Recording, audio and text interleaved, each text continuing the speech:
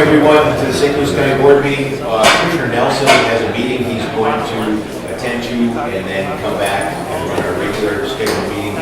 But this is the opportunity for citizens, residents to come up and address the county board. So we'll be here from 9:30 or thereabouts to 10 o'clock. So if anyone has any comments, questions, what have you, we'll ask you to come up and state your name and address and ask the county board or just speak to the county board. And if we have questions, we can have staff work with you after the fact. But if you have anything to say, come on down. Commissioner, that was our pins and needles waiting for you to come back. I was afraid I was going to have to do it. Thank you all for your patience. I was stuck in the middle of a very, very important meeting with the Federal Rail Administrator Director. Amazing, from here in Cherry, Minnesota, you can now speak to the Director of the FRA in Washington, as well as all the mayors from the upper Midwest that were interested in our passenger rail line project. With that, it is a tradition of the St. Louis County Board to hold a moment of silence for those individuals who protect and serve this great nation, as well as those individuals who are adversely affected by war and violence both here and abroad. We will follow that with the Pledge of Allegiance.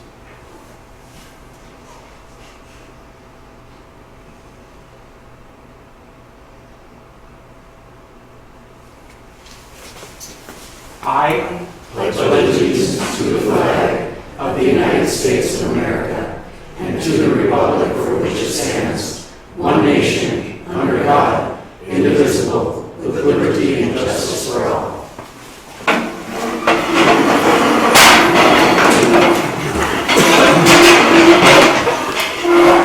Again, good morning and welcome. And I will apologize one more time. Everybody on this board knows that we start at 10 o'clock, and it's like 10:03 or 10:04 here. I'm not used to that. Okay, so with that, I'll turn to Clerk Chapman to please take the roll. Commissioner Harrell, Commissioner Boyle, here. Commissioner Grimm, here. Commissioner McDonald, here. Commissioner Musaf, Present. Commissioner Yudovich, Present. and Chair Commissioner Nelson. Here. With that, I am going to turn to the commissioner from this great district that he serves so well, Commissioner Yudovich, please. Thank you, Chair. Welcome to Cherry. I can honestly say, in my 8 years on the board, I have never felt so festive for a county board meeting. This is wonderful. It looks fantastic. You did great work, and what a great place to come and have a meeting, and this just adds to it, of course. But we have a representative from Cherry that would like to give a welcome. Kippis Maximonius Barbaconius is here to say a few words. Good morning, Board. First, I'd like to welcome you to Cherry, and you know, it's pretty much appreciative you come to our little humble town hall for these meetings. As you see, we get a pretty full auditorium, so I'd like to thank you for all you've done for our community. There's too many things to even mention. I know most of you by face anyway, and I thank you for being here and doing all you do. Kip, do me a favor, tell everybody about the decorating, but how many gifts does this community Yeah, right now, for it children? was kind of strange how this came about. This meeting was scheduled back in February, and you know, of course, we have crews, but it's all volunteer that come to the community here to decorate, to wrap. All the gifts are hand wrapped for the kids, and we had this whole thing was full, and we remembered that the meeting was coming, so everything had to kind of come apart. That room right now is packed. You couldn't get a credit card there, and it's full of gifts For gifts for the kids, that's fantastic. Yeah, it's all for the kids. So, and I thank you all for everything you do too. Thank you. We stay with you, Commissioner Yudovich, if I could. I also noted that you have a citizen that you want to bring forward to recognize for his efforts. I do. Thank you so much. When Commissioner Nelson, before he took over as board chair for this calendar year, came to us and said, we'd really like to recognize outstanding individuals in the community that have done things, and we've all been able to bring people forward. But when I had a chance to have the meeting in Cherry, scheduled a little bit different, I knew that I wanted to recognize Ron Pittman. And Ron has been in the community for years and years, but the special part about Ron is what he does for the kids of the community. Spending hour after hour after hour working with kids, getting kids here, working on the ball fields to make sure the youth in the area have a safe place to be, a good place to go, and something that they can be proud of in their communities. And this is exactly what we found. So if you'd like to come up, Ron, and maybe say a couple of words, we'd love to hear from you and hear a little bit about what, I know you're humble, but some of the work you've done here. Good luck, buddy.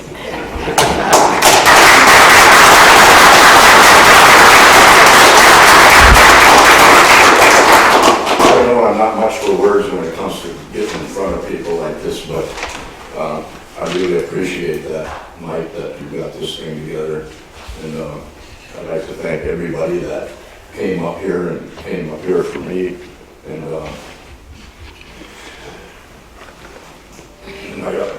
I was just surprised when I got the call from Mike to come up here for this. So, but anyway, I'll try to get through. I'm truly honored and humbled to receive this award. Thank you to the St. Louis County Board for recognizing my work. When I took over Cherry Youth Baseball for Old Monty Madison 53 years ago, my main goal was to introduce baseball to as many kids as possible. It was never about prestige, recognition, or awards, and it's more than just teaching them the fundamentals. They can learn so many other skills to use throughout their lives. Baseball teaches respect. Baseball preaches the importance of working well with others and being a good teammate. It's treating others how you want to be treated, even if they're on the other team. These are just a few of the skills I am thankful this game taught me, so I felt compelled to pass them down to every generation I can. I am grateful for the incredible people who have supported me along the way. My mentors, colleagues, and family have inspired me to strive for excellence with this program. Cherry Youth Baseball isn't where it is today because of the efforts of one person. Many people over the years have put so much effort into this program. I just wish I had the time to name them all. But I must acknowledge the support this program has received from the various members of the Cherry Township and Recreation Boards and from the St. Louis County Board. Successful programs cannot survive without financial support, and I am extremely grateful for their generosity, which continues to this day. I would especially like to thank my lovely wife, Peggy, for her crucial support throughout these years.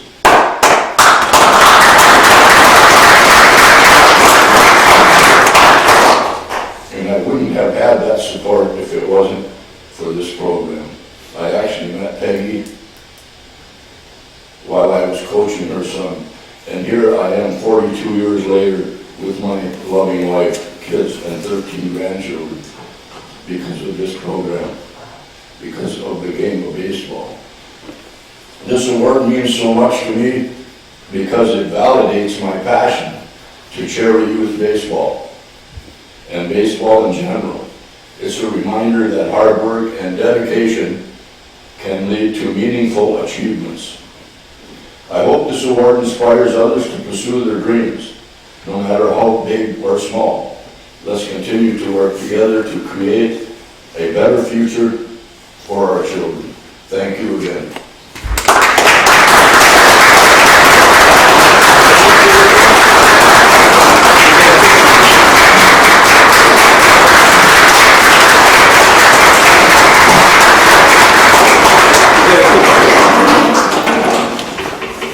Chair Yukovich, you brought forward a legend. Yeah, what? Thank you for doing so many good things for kids in the area. So where are we gonna get this picture at? Let's sneak right out there. Okay. Okay?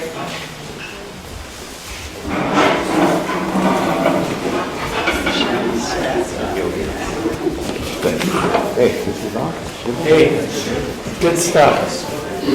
Good stuff. Okay. Okay, Seth. Ron, do you have, is your family in the background? My wife's. I think we better get her. Come on into up this. here. She better be Come on part up of here. that. All right.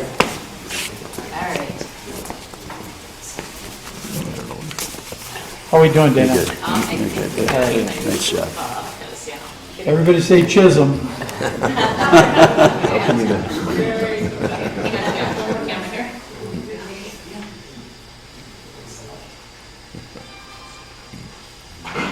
Thank you. Congratulations. Again, the legend, okay? The legend. Yes, yes.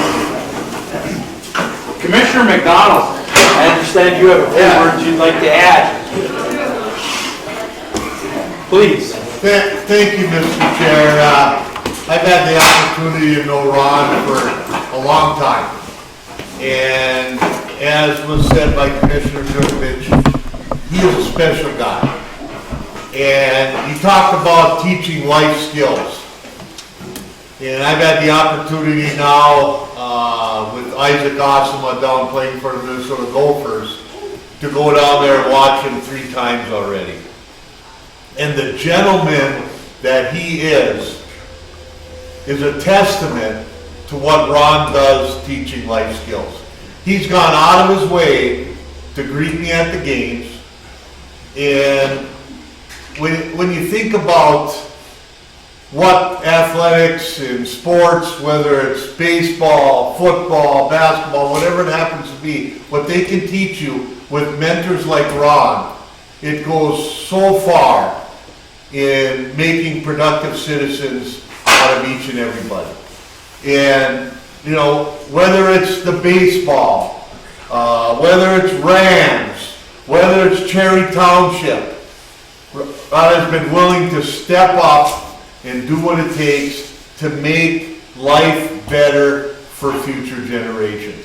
And we can't have enough Ron Pittmans in this world because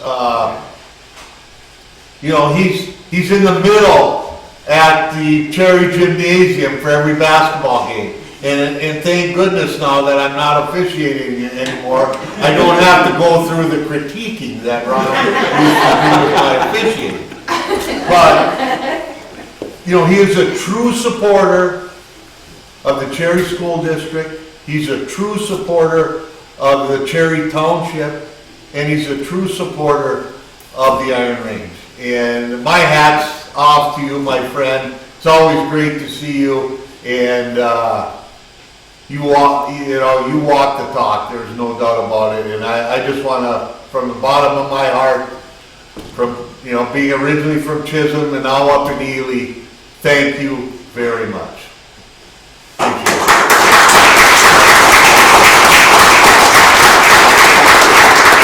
Commissioner Yugovich, care to wrap this up? Again, thank you so much for all you do. You are appreciated more than you'll ever know. I've gotten to know you over the last 8 years, and it has been a pleasure getting to know you. Other than seeing you and Kippy across the basketball court when you play Northwoods, I enjoy seeing you very much. Thank you. All right, very good, very good. I truly appreciate my fellow commissioners bringing forward these pillars of our community. They truly are. And I use the word legend. You know, all you have to do is walk any place in this community and there isn't anybody that doesn't know Ron Pittman. And that speaks volumes. So thank you again, okay?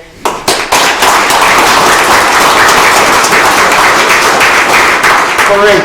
now you're gonna get an opportunity to critique McDonald on his performance as a commissioner, because we've got a meeting to hold, okay? So, I'll give, just a moment here for anyone who cares to leave, and then we're gonna go into our public hearing, which is up next. So we'll take 1 minute here, if anybody cares to leave at this point, and then I'll move on. That go for us too? No, no, Commissioner, you're here, okay? This is the fun part, now we gotta get down to work, okay, so. All right, with that said, we do have a public hearing that has been scheduled for this morning pursuant to Resolution 24-482, adopted October 1st, 2024, to hear the cartway petition of Lonnie and Kurt Gulbranson. This is in an unorganized township, 5716, and I will turn to Clerk Chapman to please read the public hearing process.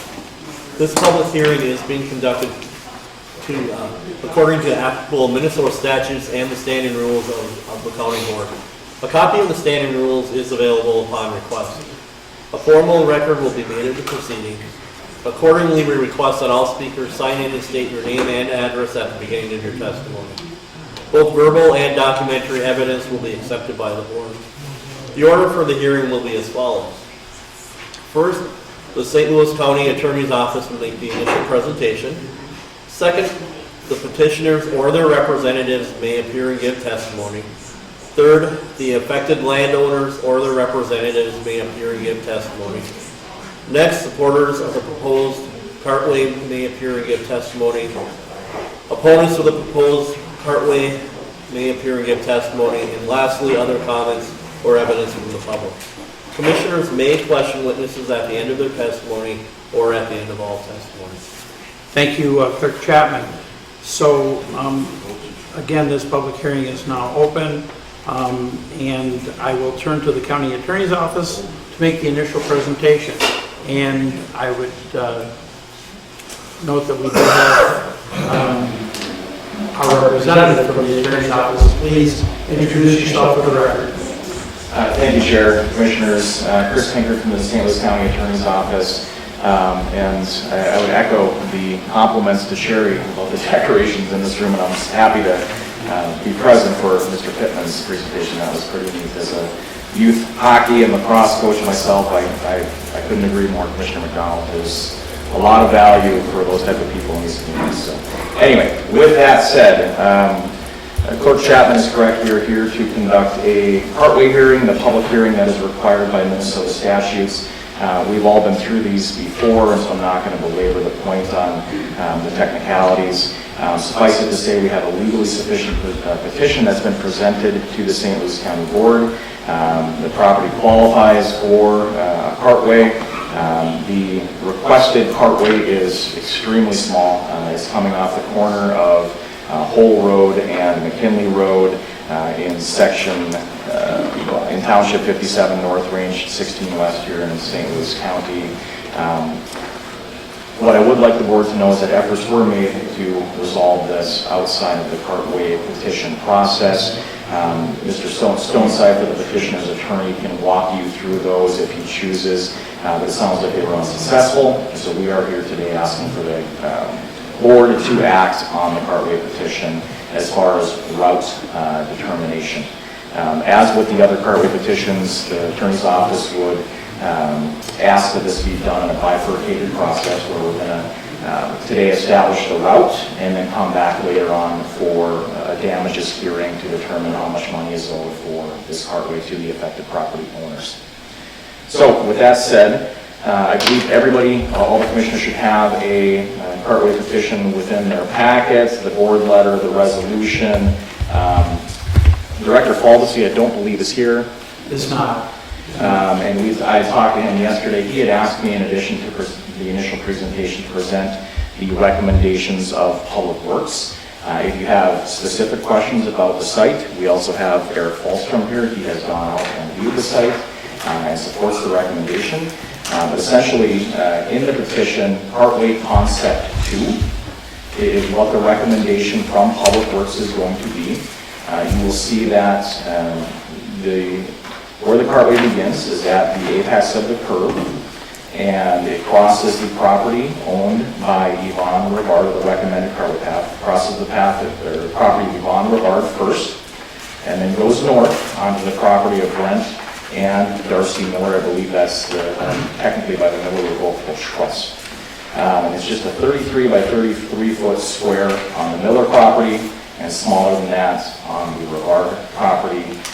The reason that Public Works is recommending the use of the Miller property is twofold. One, it's not occupied, and two, it's just it's buildable. Both properties are buildable, but between the Mitchell and the Miller property is not occupied. Last thing I want to add before I hand it over to the petitioner's attorney is I did speak with Mark Mitchell. Mr. Mitchell asked that this hearing be pushed out as he had taken a job with UPS that did not allow him to take any time off between Thanksgiving and Christmas. When Director Baldessy and Public Works determined what the recommendation was going to be, I let him know that and asked again via email whether he wanted this thing continued. I haven't heard back. So Mr. Mitchell is aware of what the recommendation is. The recommendation is not to cross his property, but I did want the board to know that he reached out and asked that it be continued so that he could attend. That's all I have with that. I would answer any questions. Are there any questions of Attorney Pinkert at this point?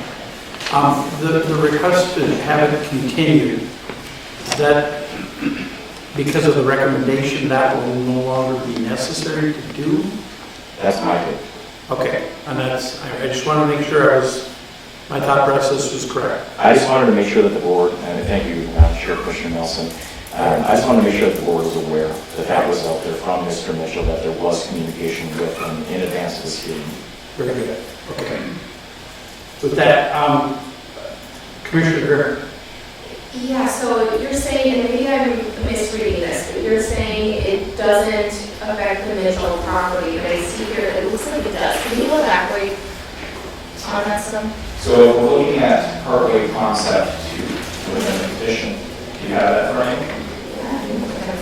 Okay. So if you look, the hatch marked areas are what is being recommended as the Cartway path. And so it starts on the very corner of Hole and McKinley Road. And so that portion northwest of the roadway there is on the property of Yvonne Rivard.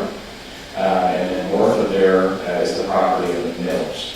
The Mitchell property is to the west of that line. I was mistaken with the Mitchell property. Thank you. Well, Okay, very good. Thank you, Attorney Pinkert, and we will continue with the public hearing. The next is the petitioners or their representatives may appear and give testimony.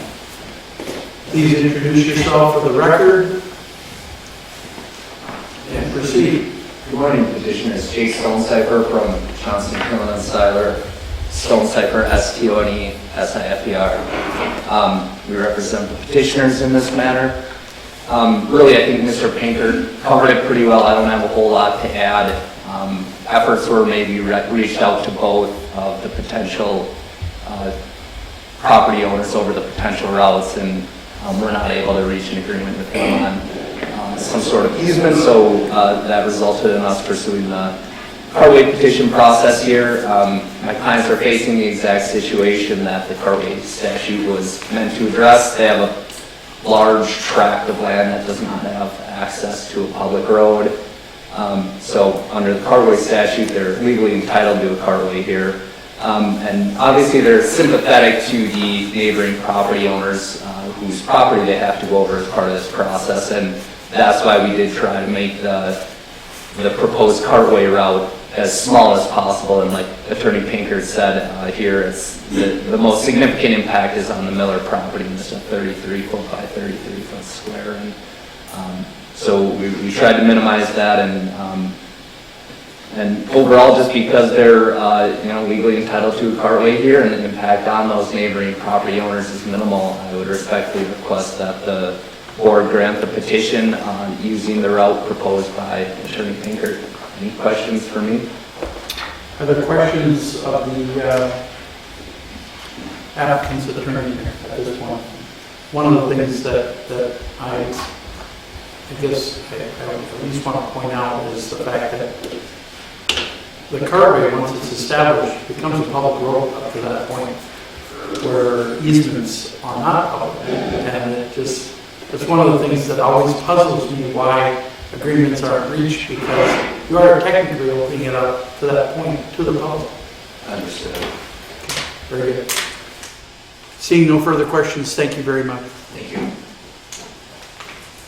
All right, the affected landowners or their representatives may appear and give testimony. Are the affected landowners here? Yes. Do they wish to give testimony? Please come forward, state your name for the record if you would.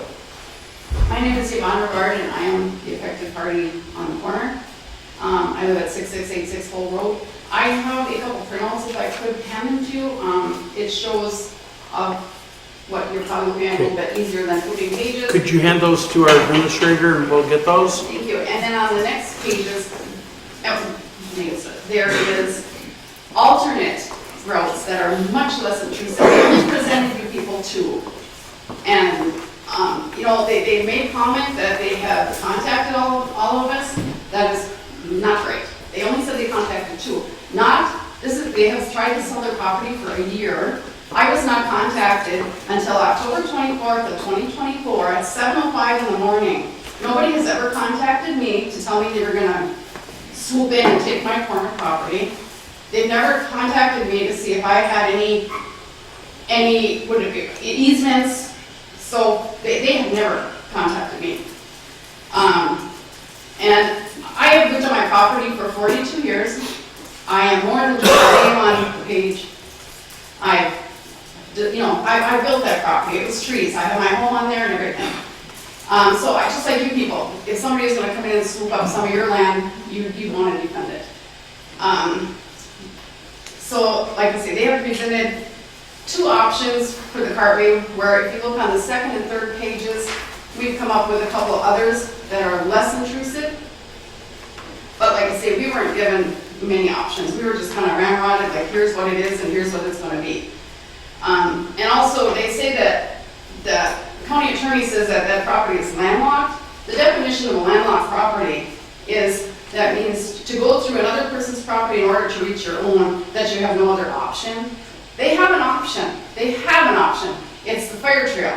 And the fire trail is an option, and it's even in their listing. I have their listing here that they listed it for sale. It says access from the fire trail, and it also says there's access from Hull Road, which is where I live on the corner there. And that there was not access there without this procedure. So they have access. So to say it's landlocked isn't quite correct. And even off that fire trail, there is other persons who live down there who have fire numbers, so actually how they do it, I don't know. They live down there. They have a road down there. And so to say it's landlocked, it's not. And then the cartway presented allows for 33 feet more of my property. As you can see on the front page there that I sent out, the corner was right through my property. I just have a little triangle on the other side there, and I think it's 37 by LeBronson's own survey. It says 37 and 38.5, so it's not 33. That's what they want to take. So on top of that 33 they're going to take, they're just going to take this. You know, it just isn't right that I was not at all notified. And in fact, things have been said that I said that weren't even true on this issue, which we won't go there. But yeah, so I just don't really want to give up any more of my land. I've already given up. There are things, the 66 feet, the road goes right through the corner of my property. And then, plus if they're granted the cartway, I would have not only lost my land so that they can gain. So I'm losing my corner. The Millers will lose a chunk of their property. So two of us are losing, so the Bronsons can gain to sell their property, which is their intent. Another thing I read on cartways was the cartway should be of necessity, not convenience. This is convenience for them to access that part of the property so they can sell it. Another thing too, I also have pictures of the river that It's a very windy river. A lot of people are affected by this river. That it's a squiggle. It's a squiggle. Like I said, I do have some pictures. I don't know if you want to show them or not. So a lot of people have the issue of the river cuts off the back half of our property and we really don't have much access to it. Most of the Brunson's property, this is a bigger picture, they're selling 120 acres. Most of it is over here. The little tiny chunk of it they're selling where they want the cartway to go into is minimal on this side. The majority, I think it's like 17 acres, maybe, I'm not 100% sure. But the rest of it is over here, about 120 acres. This is where they want the cartway, and that's hoping to sell their property. And, yeah, I guess I'm just, Ma'am, is that something you want to turn into the board for, as evidence? yeah, this If it is, please hand it to my administrator and we will review it as evidence in this case. These are just pictures. It shows that how squiggly the river is, and I might have more if you need. Okay. So anyway, I'm asking the commission to decline the cartway. They have access through the fire trail. They've owned it for 17 years. They've used it through the fire trail. They've, and on occasion they have across our properties on the corner, which wasn't always appreciated, that they didn't even ask to cross our properties, but they have. And I'm asking the commission to decline the cartway. And if you feel you can't decline it, would you at least please consider our other two options that are way less intrusive than what they're proposing? And that's all I have. Very good, thank Thank you. We do not have the option to decline a cartway petition. We, the county board, is mandated by statute to determine the best cartway path. So our option is not to decline it. We have to figure out what is the best way in to the property if it is a valid cartway petition. But they have access to the property on the other side. I'm going to be asking Attorney Pinker a question on that in just a second. Thank you. For my fellow board members, you may remember this discussion several years ago. This is the area that is along this river, this path, where there was a lot of talk about the wood turtles. If you remember that conversation some years back, okay? So it's a critical, it's a critical area for the habitat for wood turtles, which is an endangered or listed as an endangered species. Attorney Pinker, the question of access through the fire trail, as long as it's fresh on everybody's mind, could you please address that? Absolutely, thank you, Chair. And I will go back to this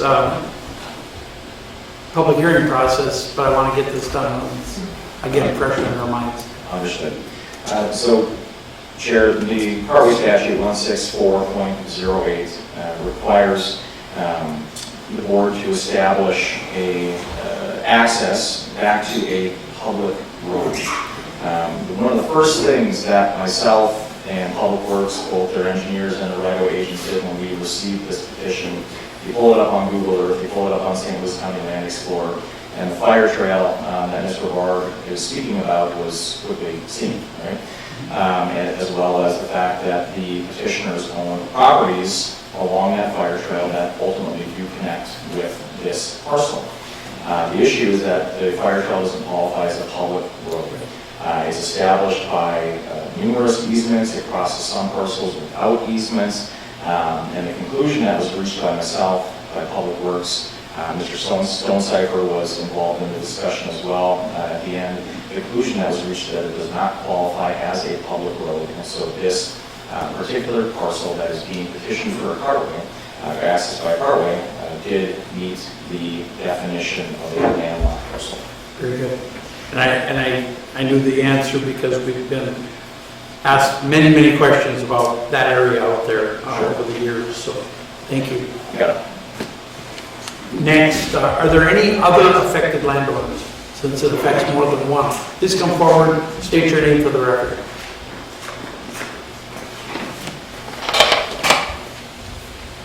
Good morning, my name is Brian Miller. My address is 578 Jandale Avenue, I live in Hanover. My wife Darcy is here as well.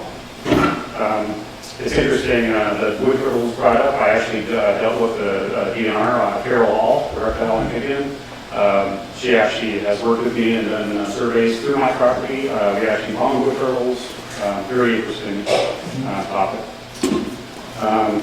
We own the property on which obviously one of these cartways has been proposed. I grew up in the area. I graduated from Wawabik High School and also from UMD. I've always loved being in nature and protecting the environment. I have parents working with the DNR, other groups as well. So when my wife and I were interested in buying investment properties, I agreed to let's look around my home place. So we purchased our property in 2004 from someone who was already actively managing the forest. We continued this practice and actually applied it into an investment strategy. We entered into contracts with Minnesota DNR Forestry, the USDA, the NRCS, et cetera, even private contracts. Our property is not the typical recreational property that people think people own. You hike here, you hunt. We manage our property the way people manage a business. It is currently enrolled in the State 2C Managed Forest Land Program, which requires us to have an active forest management plan. We've done this for 20 years. We've spent those 20 years managing crop trees, specimen trees, and special purpose trees in 8 different harvest stands. We have planned and executed many releasing, thinning, harvesting, and replanting activities. This folder here is just the contracts for NRCS. This is not the DNR, this is not private. This is just how many we've done with the NRCS on our property.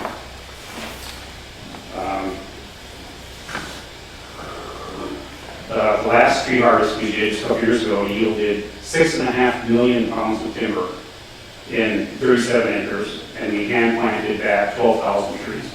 This is the extent of how we're managing our property. We do this annually, we've done it for 20 years. We've invested thousands of dollars in tree inventories and labor. Over $5,000 has been spent on forest management plans, and we expect to spend another $3,000 next year on an enhanced one. We spent $1,000 to have a specialized person create a cost basis analysis of all the trees on our property. We utilize that when we deal with we have a specialized timber tax accountant that we actually do our taxes through timber accountants. So you may be asking, why am I bringing all this up? What does this have to do with this piece of property? Well, my wife and I wanted to ensure that all of you are aware of how significant this is to us. The time and labor we put into this property, and along the way we have entered into all of these legal obligations. If the cartway is chosen to be on our property, we will incur additional expenses working back with our timber tax accountant to incorporate these changes into what we have done in the past. Our tax is filed for the past several years, and then moving into how we're going to do it going forward. Contracts may also be impacted, and fines may be incurred, and I'll discuss one of those in just a minute here. But first, I'd like to point out something about the cartway petition and make a correction here.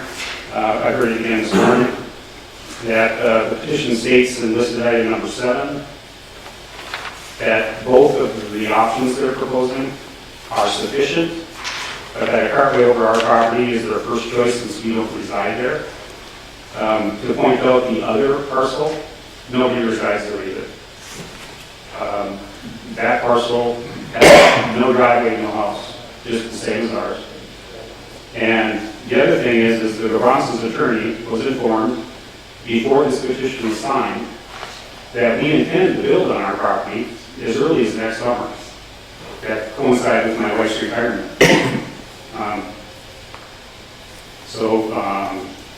And it's near this corner being requested. So my wife and I wondered why that comment was actually even made. I mean, given that the discussions already occurred. And as Johannes pointed out, that the petition states that there's 2 options that are least destructive and damaging.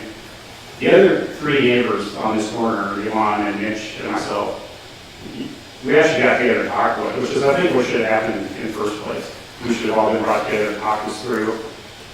What's going on? We were hit more with phone calls and people driving in people's yards. saying, this is what we need, this is what we're going to get, or we're going to just go get a cartway, and that's why we're here. So we have come up with some options. Yvonne has presented some other ones. And that's it. So back to, I also have a handout and drop some papers here.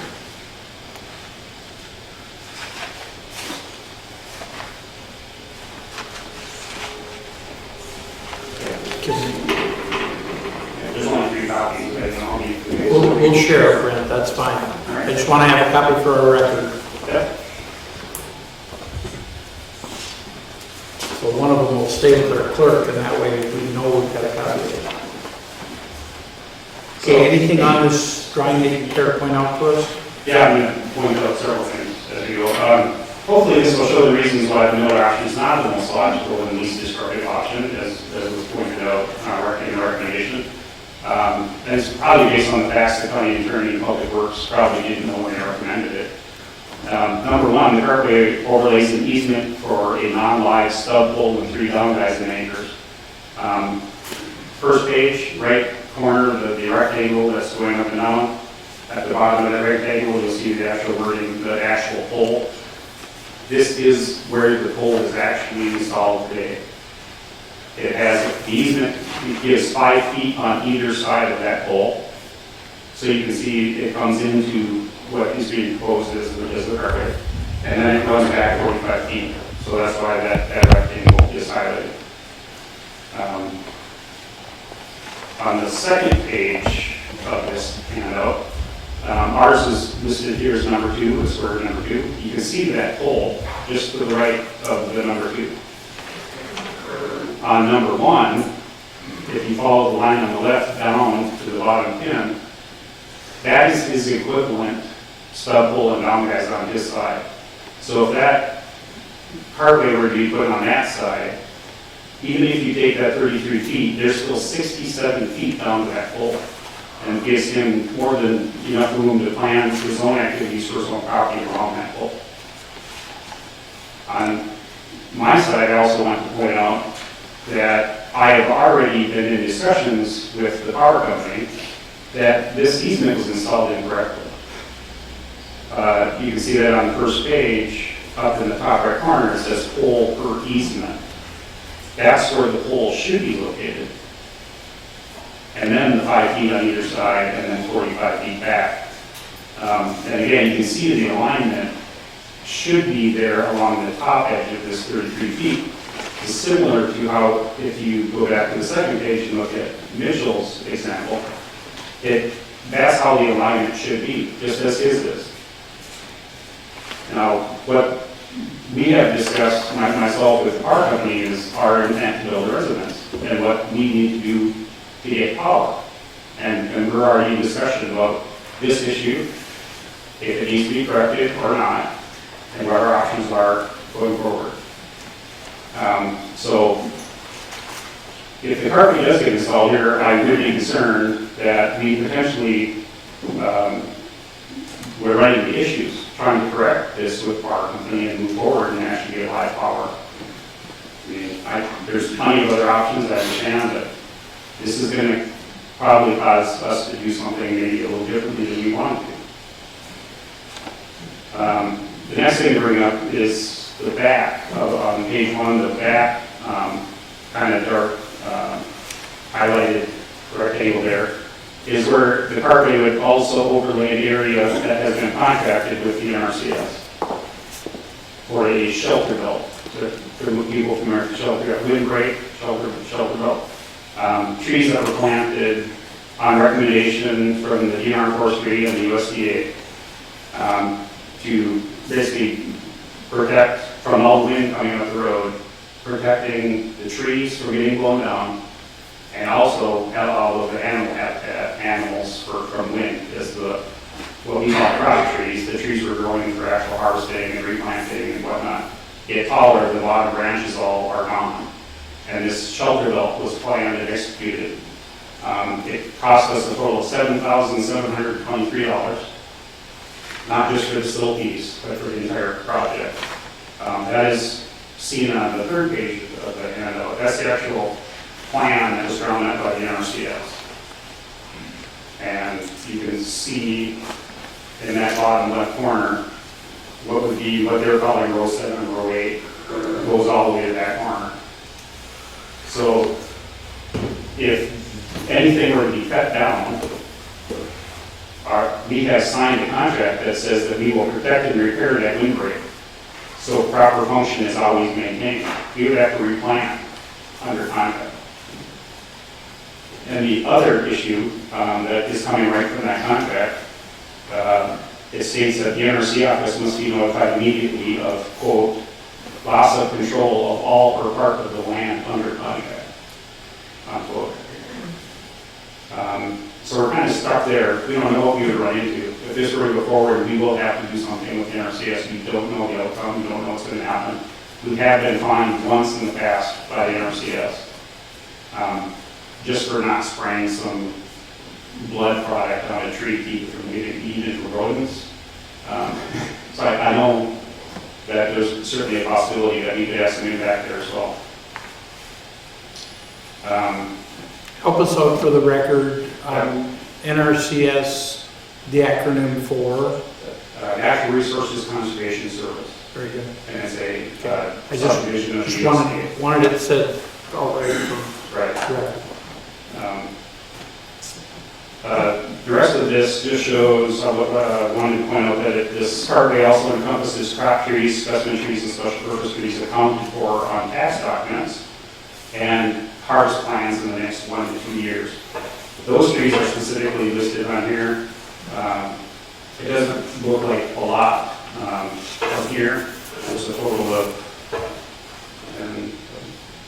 13.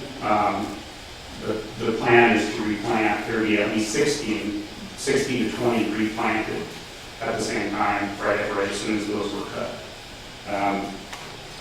Some of these trees, you can see the one in particular is a specimen tree that is 70 inches in circumference.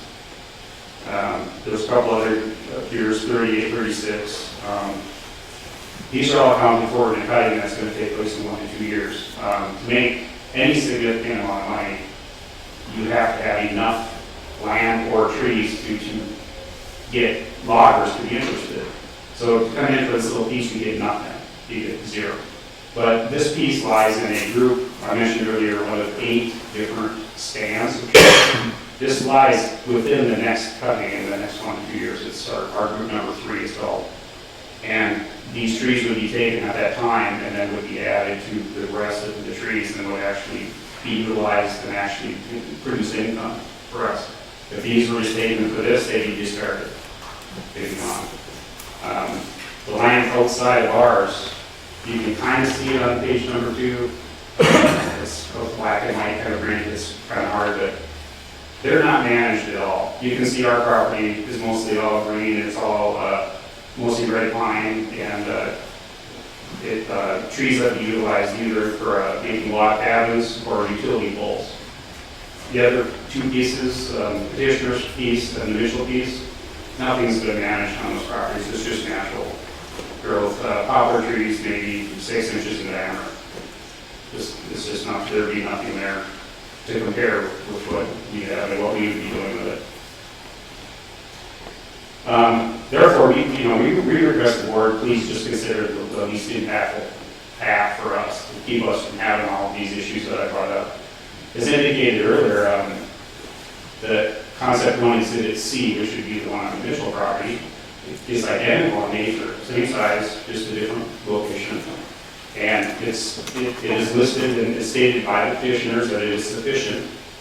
And it probably doesn't have any of these issues that I've discussed here because I talked to him. He doesn't do anything with his property. That piece of property is either he's going to sell it as a future investment for somebody to actually build on, or he was going to build there and sell this other place. But I know he's not managing it. I know he has nothing in the contract, etc. So I just wanted to bring that up as less impactful for us, less impactful for everyone involved. And it's another option to consider. So, thank you. Pretty good.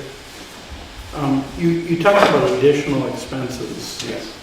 that you might incur. Yep. Obviously, the timber harvest is a question, but that could be added to the land value. What other additional expenses were you talking about? Dealing with our timber tax accountant. Okay, And- so additional costs for professional services. Exactly. Okay, okay. And that could be, just calling and say, hey, this is happening. The clock is taken, he has to go back and look at it. We may have to redo another cost analysis report, which is another $1,000. And then he may have to go back and apply past taxes, yes, we're getting hard for future taxes. Those are the additional expenses. Okay, very good, thank you. Questions, Commissioner Kern? I have a question. You had mentioned that the two alternatives that are proposed by neighbors, that neighbors got together and developed these. Was Mark Mitchell also there to develop these? He has not seen them. He was there, yes, to discuss. The actual one that I think is called angle option is actually his idea. It started with his idea. Okay. And I'm the one that kind of took that and wanted to get it visual. And then my bond at that time discussed, we started working, and he hasn't responded to us on a need. And now hearing earlier, it might be because he was notified that he's not really involved anymore, he might have just dropped out. But he's definitely aware of it, it's actually his idea to begin with. Great. Any further questions of Mr. Miller at this point? Seeing none, thank you very much. Are there other affected landowners here that wish to appear and give testimony? Can I add to mine, please? Ma'am? Briefly? I'm going to allow that, yeah, go ahead. Okay. And please, you have testified once, so Yes. I just, Okay, I was just wondering if I could submit these for evidence to show that they are selling their property? I will ask our administrator if those are something you want to submit. Yeah. He will accept those from you and we will get those as part of the record. And then also, the thing is the Bronsons aren't looking to use this property for themselves, they're using it to profit by selling the property. Therefore, they're using it for financial gain, and we're actually losing financially. So, I'm just wondering, you mentioned that you can't decline the property. Can you please explain why? I mean, it has to be approved somewhat by you. Why can you not decline it? Or who? I just wonder. I would ask our attorney Attorney Finker to please answer that inquiry for you. Attorney Finker. Thank you, Commissioner. The short answer is that in these circumstances, it is a mandatory establishment of a cartway by the town board in this circumstance in an unorganized township. The county will. I can read the statute if you'd like, but. No, I just wanted you to address the question that was asked. Okay, thank you. You're welcome. Are there any other affected landowners that wish to appear and give testimony? Third and final time. Very good. We will move on. Are there supporters of the proposed cartway who wish to appear and give testimony? Are there supporters of the proposed cartway who wish to appear and give testimony? Seeing none. Are there opponents of the proposed cartway who wish to appear and give testimony? Other than the landowners that we've already heard from, are there any other opponents of the proposed cartway who wish to appear and give testimony? Seeing none. Any other comments or evidence from the public at this point? Any other comments or evidence from the public at this point? Seeing none. I'd look for a motion to close the public hearing. Moved by Commissioner Yugovich, supported by Commissioner Musaf. Close the public hearing. All those in favor of closing the public hearing at this point, signify by saying aye. Aye. Opposed, same sign. Motion is carried. A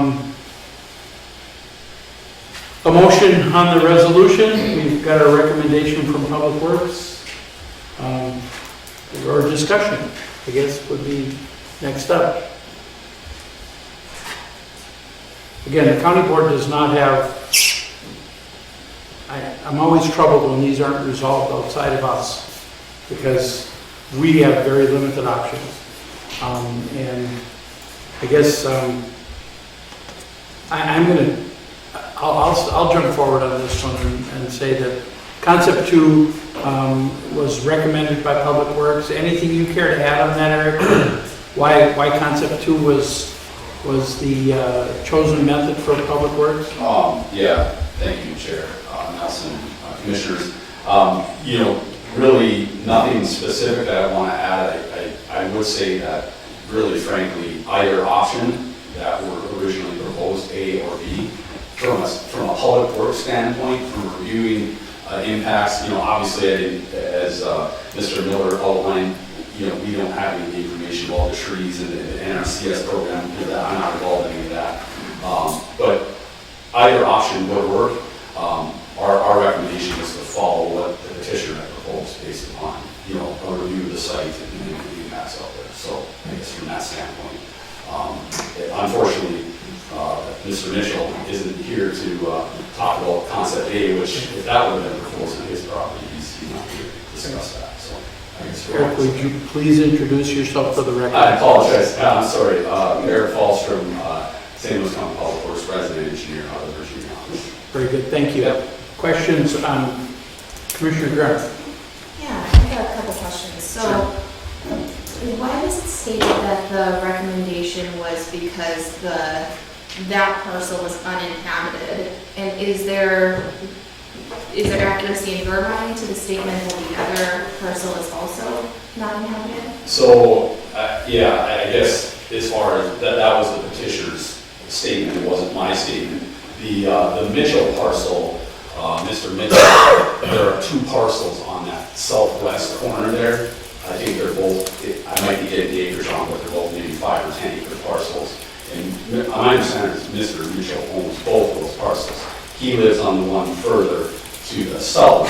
So Mr. Miller is correct in the fact that the parcel directly adjacent, Mr. Mitchell's not living on that parcel.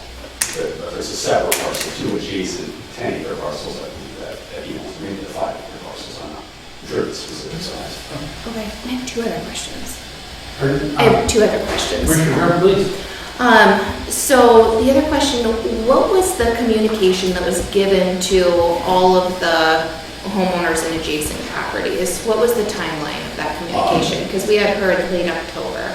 Yeah, I guess I'm not aware of that. Maybe Attorney Baker, is that something that you can address? I'm not sure about a lot of communication. Attorney Baker. Thank you, Chair Commissioner Nelson. Commissioner Grimm, to answer the question, when the County Attorney's Office receives a cartway petition, one of the things that I try to do at the outset is make contact with all of the parties.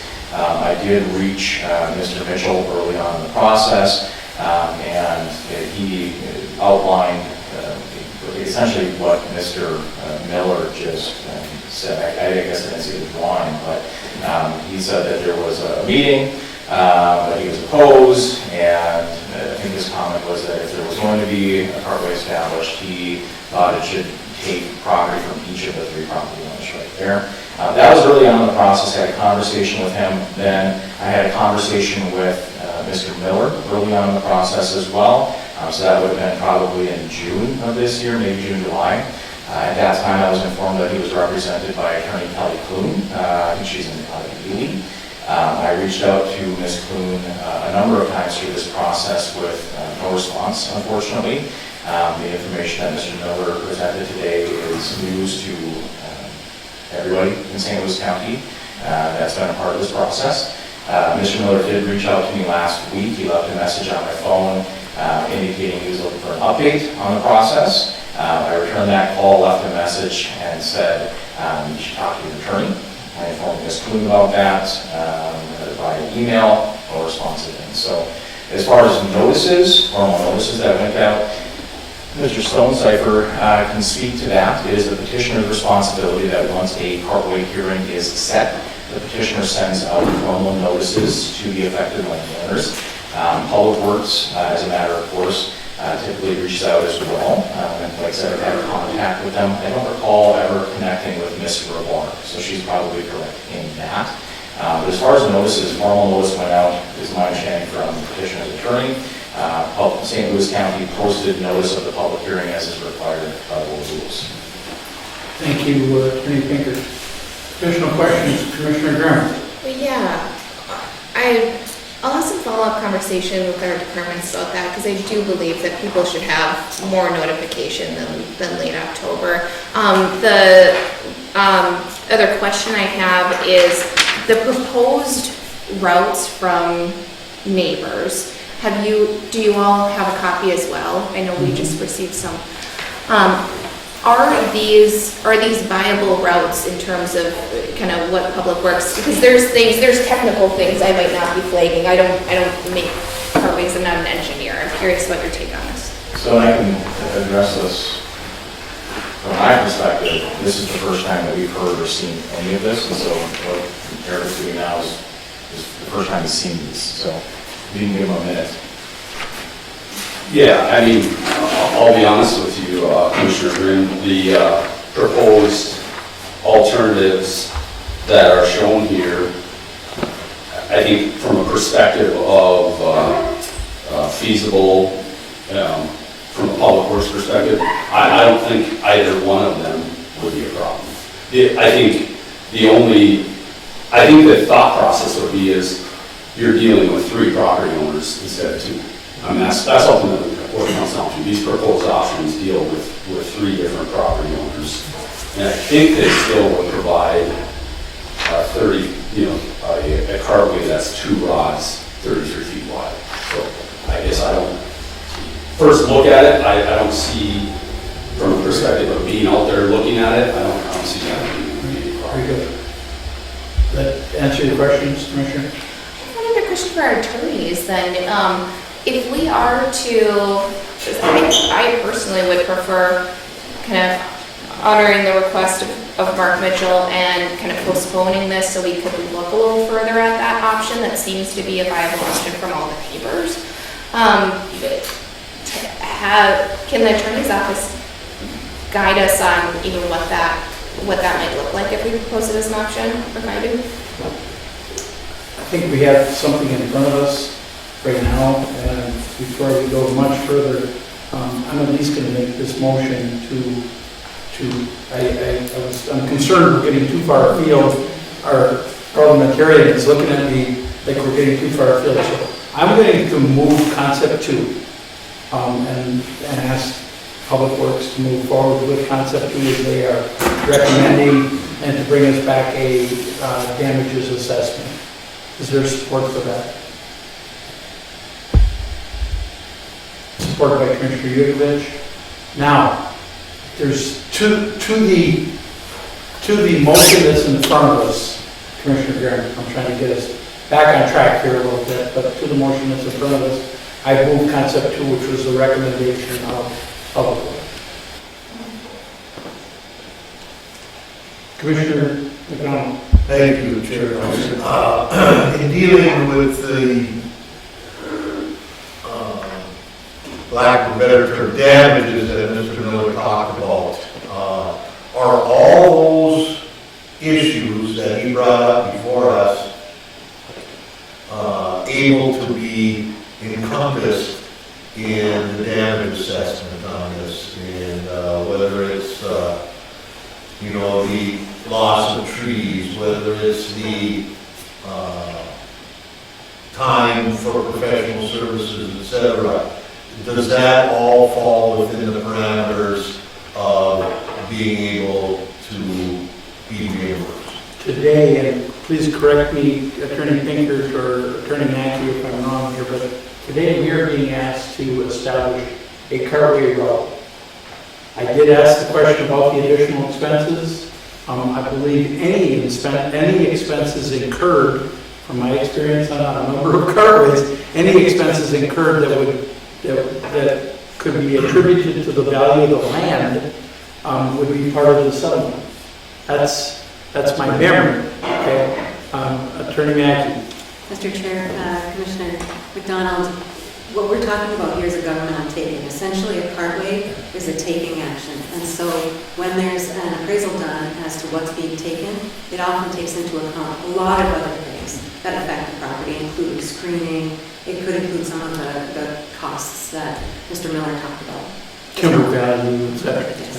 And for the record, I knew the answer, but I just wanted it to be part of the record as we move forward. Thank you, Commissioner McDonald. It's absolutely correct. Anything further to the motion at this point? Commissioner Graham? If we vote this down, then do we have to consider it a viable, another viable route, or can we do another option of postponing? Thank you, Commissioner Graham. Attorney Mackey. Thank you, Mr. Chair. Commissioner Graham, the board rules do allow for a public hearing to be reopened at a later date. And so if that's what the board wanted to do, to allow Mr. Mitchell to come and give testimony, the board could certainly do that. And we wouldn't need to vote this up or down. It could essentially table it until after that reopened hearing date. So no action needed to occur today. We could move it all down the road if we wanted to afford Mr. Mitchell the opportunity to do this. Thank you, Attorney Mackey. Yeah, I would move to table this out of respect for the homeowners that came forward today, the landowners that came forward today. We have a move to table presented. We do need support for that. And again, I want to remind us we have a concept that's been presented us by Public Works. Is there support for the tabling motion? Seeing none, we'll move on. We have the motion in front of us. And I will call for the vote. If there's no further discussion, all those in favor of concept 2 signify by saying aye. Aye. Opposed, same sign. Aye. The motion is carried 5-1. With that, we then can. This public hearing is closed. At this point, we will be calling upon Public Works and our attorney's office to bring us back evaluation for the property. That likely won't be coming back to us until next year sometime. Is that correct? Yes. Attorney Kinker? Okay, very good. So my relief is I'll no longer be chair when it comes back, okay? Just so a little sidebar, okay? With that, the public hearing is concluded, and we will take a moment or two to get reorganized here and ready to go with the rest of our board meeting.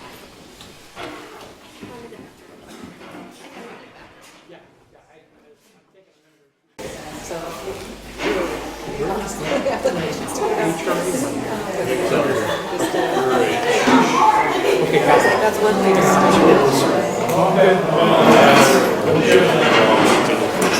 All right, so we are back as a board at this point. Please, everyone, the consent agenda is before you. So moved. Moved by Commissioner Musab, supported by Commissioner Grimm. On the consent agenda, any further discussion? Seeing none, all those in favor, I would point out that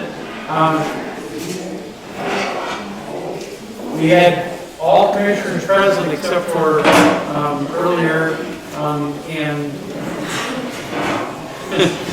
I don't know how to handle this one exactly. What's that?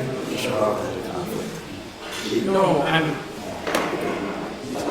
got one commissioner missing. I don't think it's a big deal, but all those in favor of the consent agenda signify by saying aye. Opposed, same sign. Motion is carried. We don't have anything on our regular agenda. Commissioner reports. Anything commissioners care to share with the board at this point? I would point out to everyone we are going committee board today, so that we will not be adjourning the board, but we will be going into our HRA, which is next on the agenda. So with that, we will stand in recess as a board until we conclude our committee of the whole work this morning or this afternoon, or whenever it happens. So with that, let's move on to our St. Louis County HRA agenda, and I will turn to Clerk Chapman to please take the roll. Commissioner Harlow, Commissioner Boyle, Commissioner Grimm, Commissioner McDonald, Here. Commissioner Musa. Present. Commissioner Eubanks. Commissioner Nelson. Here, again, seeing all members present, calling the meeting to order. Approval of minutes of the September 10th, 2024 meeting is in order, moved by Commissioner Grimm, supported by someone, Commissioner Yukovich, for the minutes of the September 10th, 2024 meeting. All those in favor signify by saying aye. Opposed, same sign, motion is carried. The next item in front of us, Administrator Greg, who's going to be addressing these items for us? Our HRA Executive Director, Darren Jablonski. Very good. I seen him in the room earlier, I should recognize that.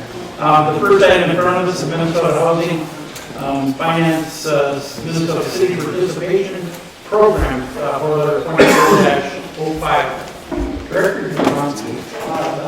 Thank you, Commissioner Chair Nelson, Commissioners. Darren Jablonski, Executive Director of the St. Louis County HRA.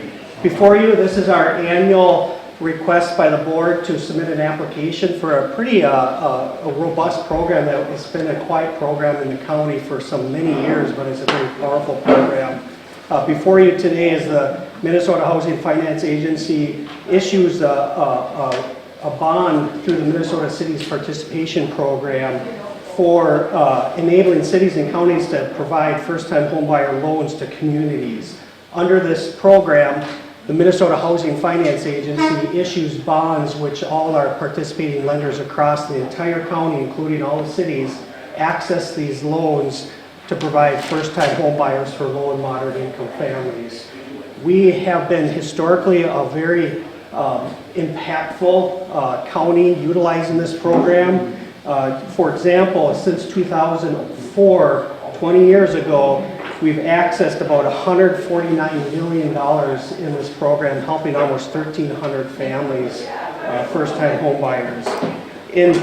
Just in 2024, we were allocated $3.6 million, which means that we actually used more than our allocation and accessed $19 million. You ask, how is that done? A lot of other counties and cities underutilize their allocation, which the bonding allows St. Louis County to use excess leftover bond issuance for other counties. So we accessed $19 million in 2024 while we got allocated 3.6. So we're a heavy utilization. We got a very, very active loan originators in our county, across the whole county, and so we used about 100. They processed 140 loans this year. In order to move forward for 2025, we are requesting the county board to allow the HRA, the county HRA, to submit the application to the Minnesota Cities Participation Program so that the Minnesota Housing can issue bonds on our behalf. Very good.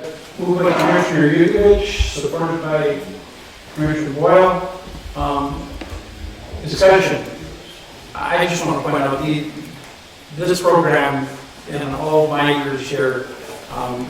Louis County has done yeoman's work on getting these dollars available for us. It's truly been a spectacular program for us. Further discussion. Seeing none, all those in favor signify by saying aye. Aye. Opposed, same sign, motion is carried. The next item in front of us, please stay right where you are, Director. Is the Housing Redevelopment Authority Blue Section 8 program, and I would look for someone to move the Commissioner Boyle. Blue, so I'm going to look at my blue contingent. Commissioner Boyle, Commissioner Grimm for support. And I return to Director Jablonski again. Thanks, Commissioner Chair and Commissioners. This second resolution before you is the authorization for the Duluth HRA to continually operate the Section 8 housing program in St. Louis County jurisdiction. As part of HUD requirements, you have to have authorizations, and Duluth is, and the subsequent resolution behind this is identical, to allow the agencies to have these resolutions on file for HUD compliance. But Historically, Virginia and Duluth HRA has operated the Section 8 program outside of their jurisdiction in St. Louis County territories, in our HRA territories. Just like when we fund a program in Duluth or Virginia in HRA territories, we need a resolution by the local jurisdictions to us to operate in that area.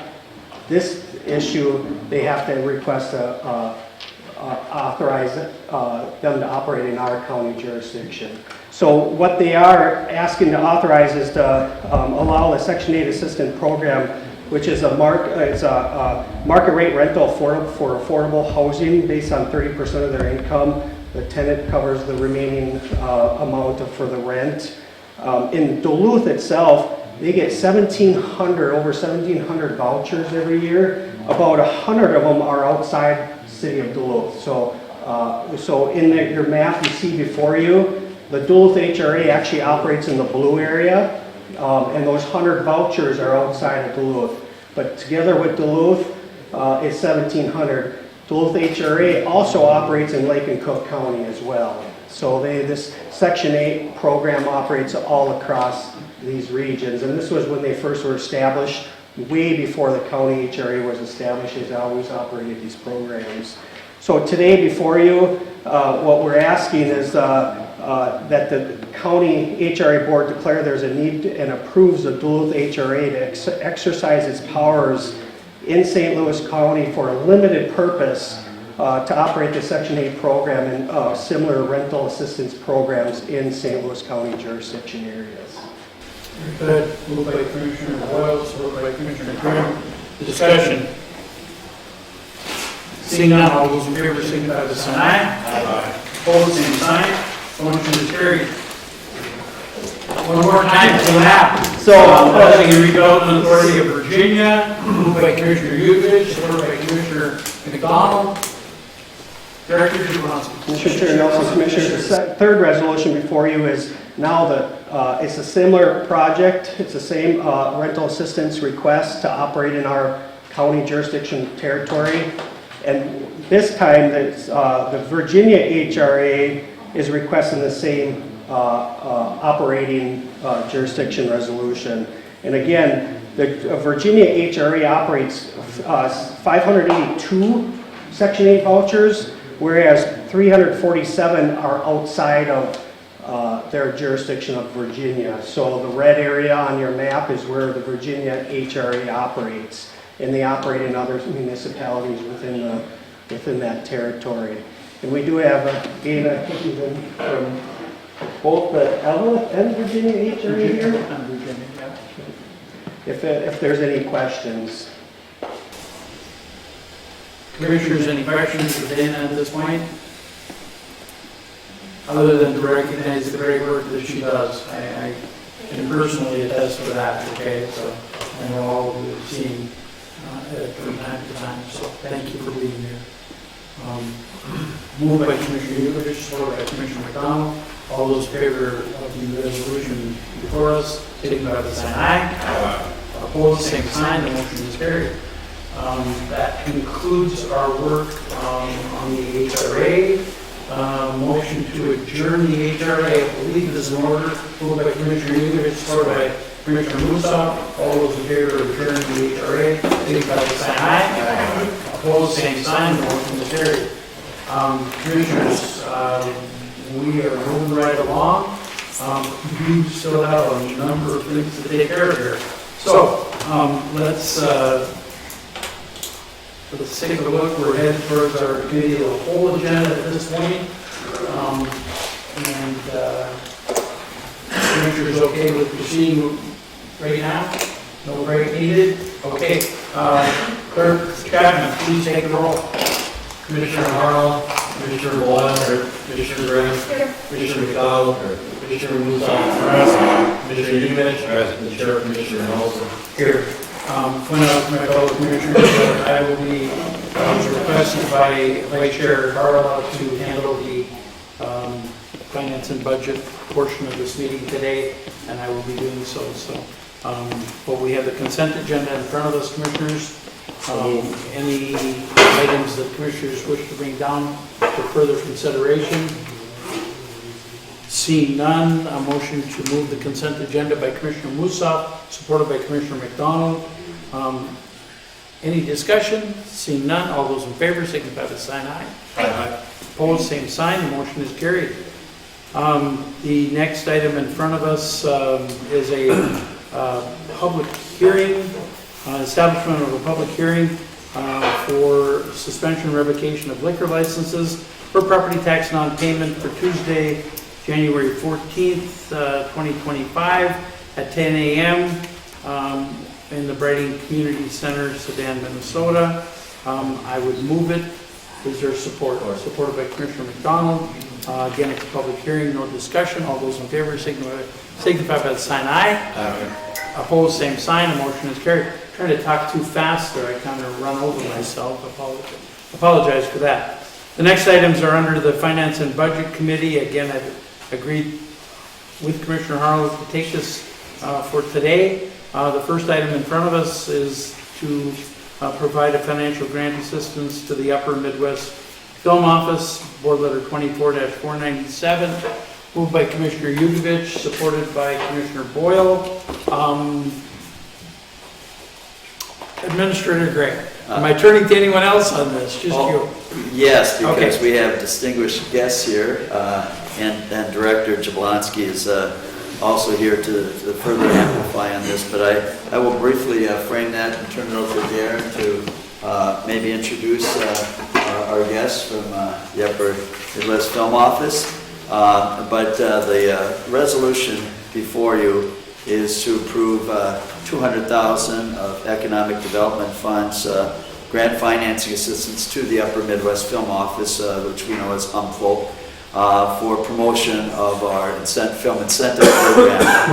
Note that a significant portion of those monies also go to administer our program across the county, including grant assistance for local film festivals. We've been working very directly with the Discovery Center and with other private parties in the past, so we continue to look at that, media arts training and lessons. So that's part of the general administration of our total incentive program. So we lean heavily into Sherry and Ricky on this, and Darren, perhaps you could say a couple comments and introduce our executives from UMFO. Director Jablonski. Mr. Chair, Nelson, and Commissioners, today before the resolution, just kind of sum it up, there's two parts of this resolution. There's a request from UMFO for $125,000, and then the $75,000, which we used to do as a separate resolution and fund Zeitgeist and all these other film festivals in Discovery Center in Chisholm, but now we put it under UMFO and they administer that program for us and distribute the funds.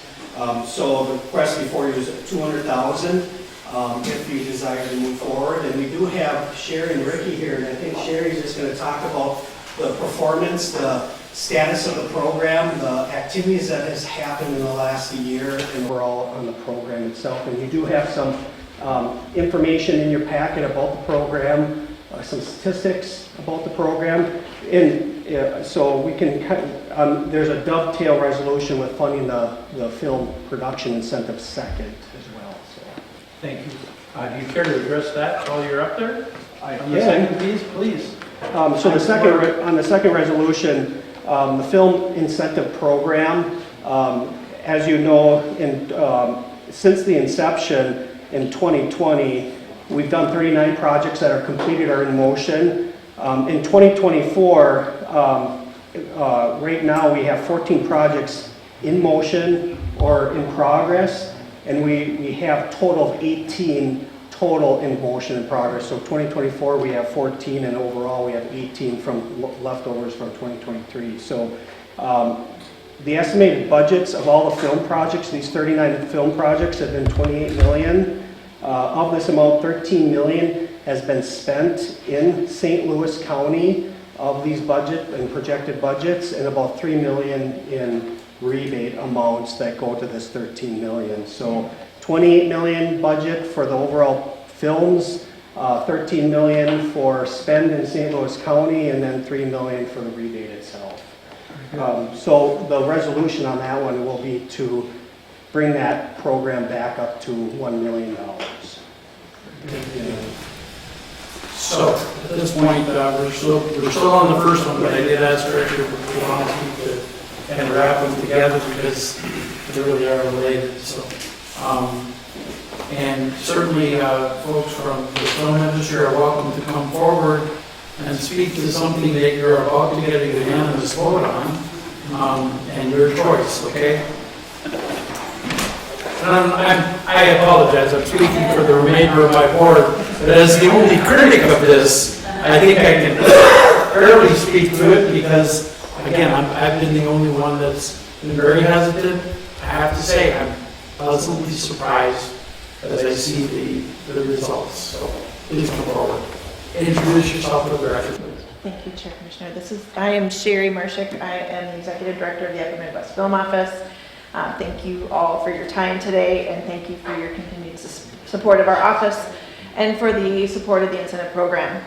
At the end of 2024, the St. Louis County Production Incentive Program will have ushered into the county $7.6 million already measured, and then the numbers that Administrator Jablonski referenced are the total that are in process or in motion. So over the last 3 years, more than 30 projects are reported utilizing over 10,000 hotel rooms and hiring nearly 1,800 St. Louis County residents. You see the spend and how it breaks down our communities in your handouts. Bigfoot Woods wrapped in Ely this fall, and Saginaw saw a project called Murder on the Great Lakes in their backyards this fall. In light of the industry upheaval that occurred between May 2023 and July 31st of this year, this feels like a considerable win.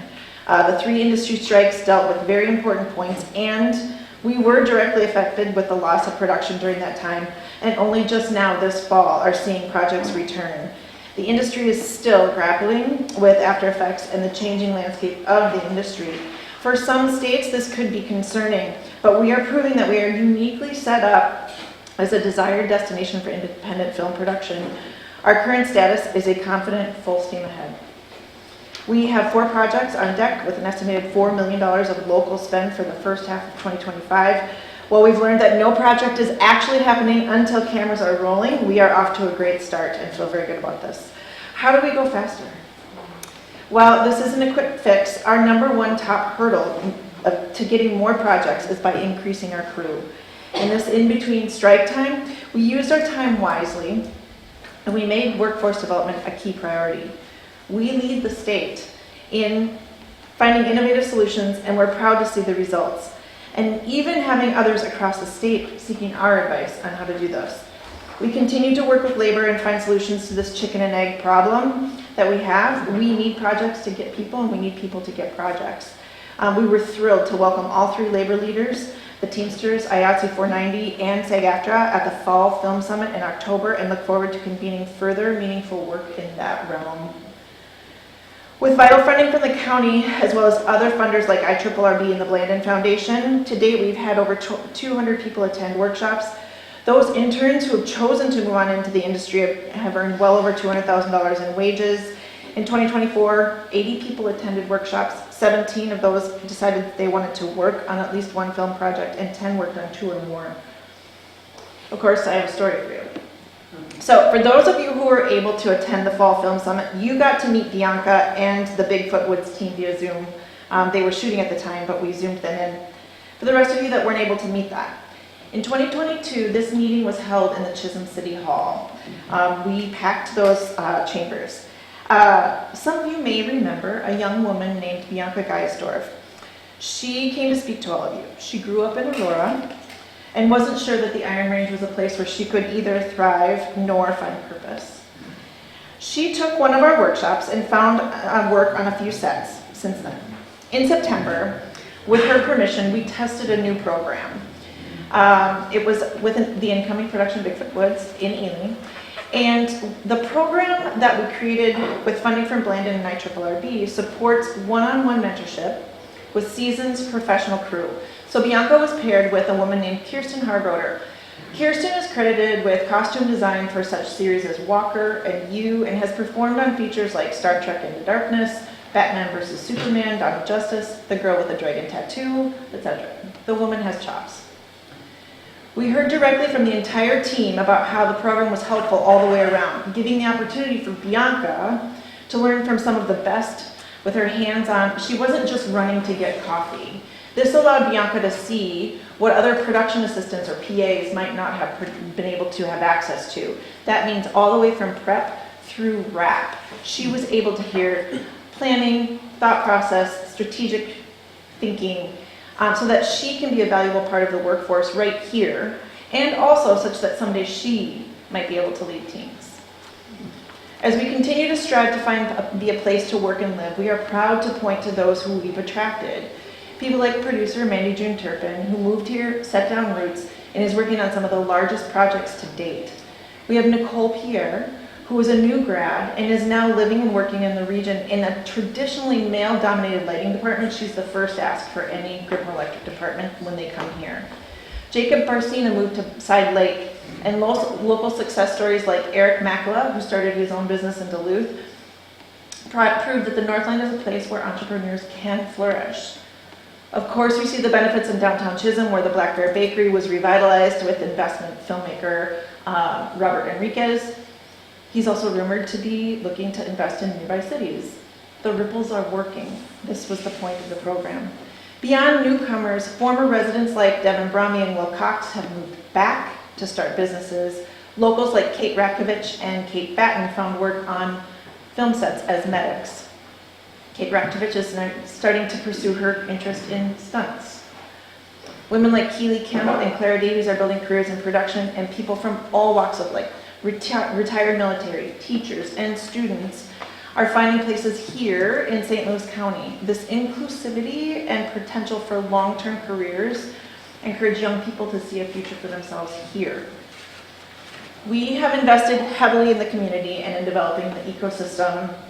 In 2024, UMFO gave $88,000 in sponsorships to festivals and events around the region. This ecosystem is important, as it's the #1 way for our office to connect with filmmakers incoming. A vibrant, active community of storytellers is a way that we can transform rural communities, raise local voices, and give platforms to local storytellers, as well as invite outsiders to bring their voices in.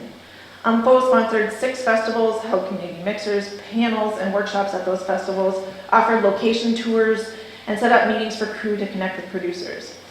One note here is that it was really fun for us to see. We were at the Twin Cities Film Festival, and into the Boundary Waters, which was a project that was actually shot in, it was called a different thing at the time, Athens I think it was called when they shot in Ely, but they changed the name to Boundary Waters.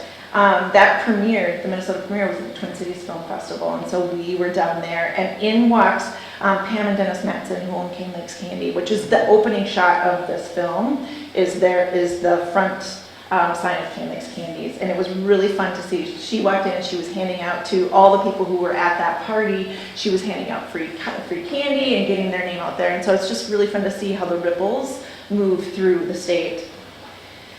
At the state level, there was considerable success in setting into place policy and infrastructure for the state to be effective and competitive. I believe that the work that we did not only helped set up the state to succeed, but also placed us in somewhat of a place of leadership. With the formation of the new Explore Minnesota Film Office, we look forward to the establishment of statewide plans for success and for UMFO to be a strategic partner at that table. As we look back on 2024, you see the highlights on the handouts. New connections, new crew, and new projects. This isn't just talk, it's data and results. We are proving that the work is paying off. We're building a sustainable industry that creates growth, opportunity, and a vibrant creative community.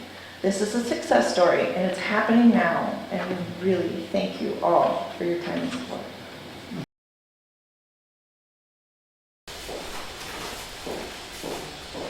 Questions, concerns, commissioners? Discussion? As I told you, your choice was to go ahead. All those in favor signify by saying aye. Aye. Opposed, same sign. Motion is carried. The second item that we have in front of us is the financial support for the film production incentive program, board letter 34-498. Moved by Commissioner Yugovich, supported by Commissioner Graham. Administrator Gray, I know I've already had Director Jablonski address this, but... And it was great to hear, thank you to Sherry and Ricky and the crew at Unfocus. Darren and I have talked, Executive Director Jablonski and I have spoken with commissioners, particularly with Commissioner Jugovich and others, about the impact, the ripple effect, I think was the word I heard. So thank you for that recap and kind of a status report on what's going on. And thanks to Darren and his team, Director Jablonski has really worked hard, and again, it's been a great partnership. The action before the board is to approve a commitment for up to $1 million to the Film Incentive Program for calendar 2025, consistent with our budget discussions and building on the themes expressed by Executive Director, or Director Jablonski, rather. Very good. Moved by Commissioner Yugovich, supported by Commissioner Grimm. Discussion. I just want to take just 1 second to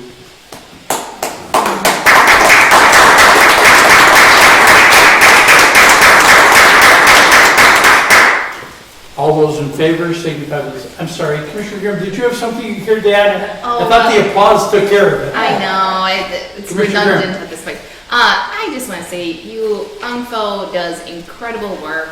Thank you to staff on this, and I think you so beautifully tell, and it's not surprising because you're in the business of storytelling, but you so beautifully tell both the human stories and the numbers and economic impact to really make us all believers in this, and to have the vision early on, and now to report back and say, hey, our vision was correct and we did the right investment early on. So thank you for also just how wonderfully you're able to share this story. Thank you, Commissioner Grimm. Commissioner Yugovich, last word here. Appreciate all the hard work. We know we're seeing results. That was the plan. It's moving forward. You've mapped it out, and here we are. So I appreciate everything you do, and I think Hollywood is ready for the Ron Pittman story. And we'll probably be filming soon. All right. Thank you, Commissioner Yugovich. With that, Commissioner, see, I went ahead with the clap. I thought we were done, but I apologize, Commissioners. Commissioner Boyle. There's a connection here. I saw Sherry on here on Bigfoot Woods. It was done shooting from September, October of 24, and it said at least one Bigfoot sighting. That was about the same time Jugovich was very picky. So that might correlate. Oh boy! I'll take it for the team there. That's a true story, isn't it? Okay. See, we can have a little bit of fun here too. All those in favor signify by the sign aye. Aye. Opposed, same sign. Motion is carried. Folks, we have 2 more items under our agenda under finance and budget. Item number 4, I'm going to move to the very tail end of this committee of the whole. So we'll do central management and intergovernmental, Commissioner McDonald, ahead of that budget resolution. And commissioners, I know I was a little panicky yesterday about looking at our board agenda and saying that if we weren't done by 11:45, and I thought we were going to go past 1 o'clock, I was going to take lunch. I think we're in pretty good shape, folks. So we're going to keep charging forward. I will tell you, though, that anybody who misses lunch at the restaurant just down the road here, Thirsty Moose, anybody who misses that, shame on them, okay? Because it is pretty spectacular. So, well, we're going to continue and try and wrap up our board meeting if we can ahead of that, because that'll allow everybody more flexibility. So with that, I have the construction manager at risk contract for the regional landfill advanced leachate treatment program, along with a bunch of other stuff, 24-499. I could not be more excited, but to move this, Commissioner McDonald is supporting it, and I will turn to Administrator Gray. I would note that we have Director Fink here as well, and he even put a tie on for us for today, so we has waited patiently. Administrator Gray. Well, I'm very pleased to have the opportunity to frame this resolution to the board. The action before the board is to approve entering into a contract with Rice Lake Construction Group for the construction manager at risk services, and we'll talk about that phrase a little bit more, for a guaranteed maximum price of just over $18 million to complete the much discussed leachate facility upgrades that are going to go such a significant way toward eliminating forever chemicals and moving to the next generation of landfill management. So, and I will ask Director Fink to come forward in a minute here as well and talk a little bit about the project, because at $18 million, it's outside of a couple of public works and property management building projects. I believe this may be one of the single largest efforts we've undertaken, and it is complex, and it has been a winding road that the vision that Dave and his predecessors and Director Faldesy have had for some time, so very excited to talk about that. I will identify very quickly the funding sources. This was derived in a great part from the original allocation of 10 to 12 million of ARPA, Recovery Act Fund plan funds, and that total amount is approximately $12.5 million that we've been able to utilize that program. We're also utilizing a $2 million MPCA grant, which is very significant from the 2024 legislation, as well as a fund that is dedicated to unique purposes and investments like this that is set aside in a regulatory sense, but Director Fink has been nurturing and growing over the years just for an opportunity like this. So $2.3 million will come from my 191 fees, and apparently I've got the numbers in the wrong order. What a surprise, huh? The 919 fees that we set aside as part of our regular fiscal planning. We will lean into pandemic response fund monies that were set aside 4 years ago as we went into this process, and ultimately to get to the $18 million total, we'll be using approximately $2 to $2.5 million. There will be a change order in the future coming, because there's one piece of the project that has to build on this, but we've accounted for that. But for approximately $2.5 million in our fund balance, our construction management fund balance, we're leveraging what has grown to be with prior investments in the reverse osmosis equipment, with the biodiesel, biosolids press. I'm a victim of my own not so good wit at sometimes, but the biosolids commitment, and of course our consultant fees, and our team that you've seen, this board has seen present in a number of meetings. This is approximately a $23+ million project in the end when it's all pulled together. So tremendous amount of work, and I just want to acknowledge that as Dave goes in and talks a little bit about the funding, but more about the comprehensive nature of this ask and the role of Rice Lake Construction working with Dave and his team. So if you'll wish, I turn over to Director Fink. Thank you, Administrator Gray. Before we go much further, I want to make sure that everybody understands the $2+ million that came to us from the MPCA did not come to us from the MPCA. That came to us from our area legislators, but they had to funnel it through the MPCA because they are the almighty. So, but our area legislators championed this down in St. Paul. Representative Lisselgaard, Senator Hochschild, and others that truly championed this, and the tremendous amount of work that Director Fink has done to make those things happen. Director Fink. Thank you. Chair Nelson, Commissioners, Administrator Gray obviously always outlines things very thoroughly. I'll be relatively brief. I'll certainly stand for questions here. But I wanted to start out again. We've been here often, along through the process, through a very aggressive schedule. And I just wanted to thank the board once again for your leadership and certainly unwavering support of this project. With this final piece of this project at our Virginia campus, we'll be building the first ever on-site wastewater treatment plant associated with a landfill. And therefore, it will be the most environmentally protective landfill in the state of Minnesota. I've come before you, like I said, often throughout this process, through the engineering design piece, through equipment purchases, the land transfer, etc.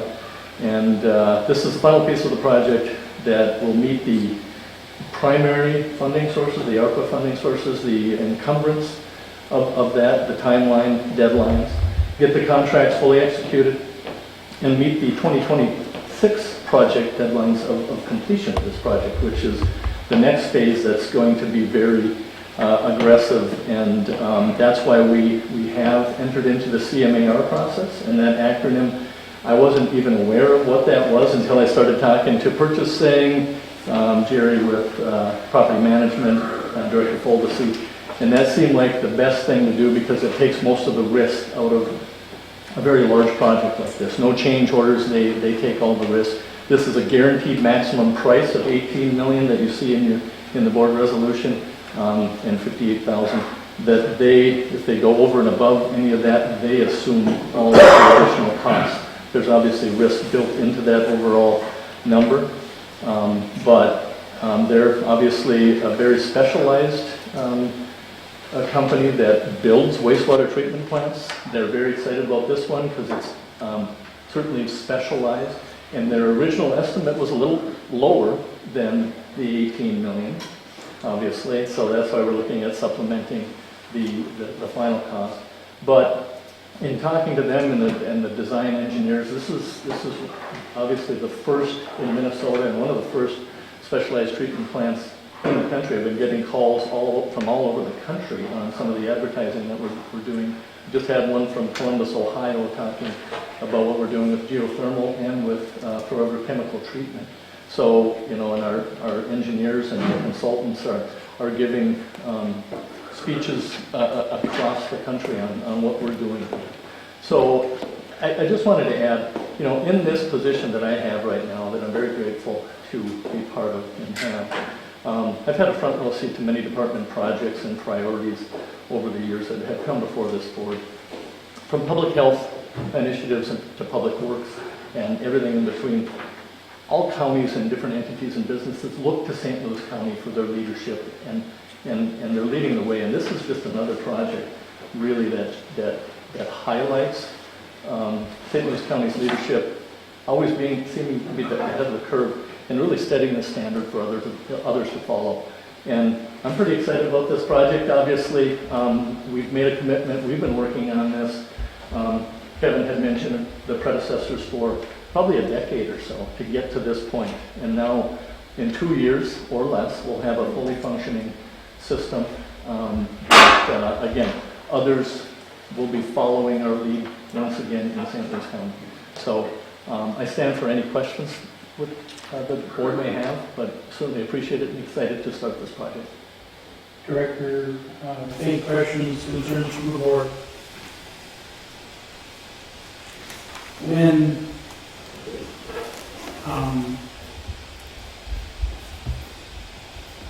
When you take care of the land in the fashion that we are, we should expect that that people will recognize that.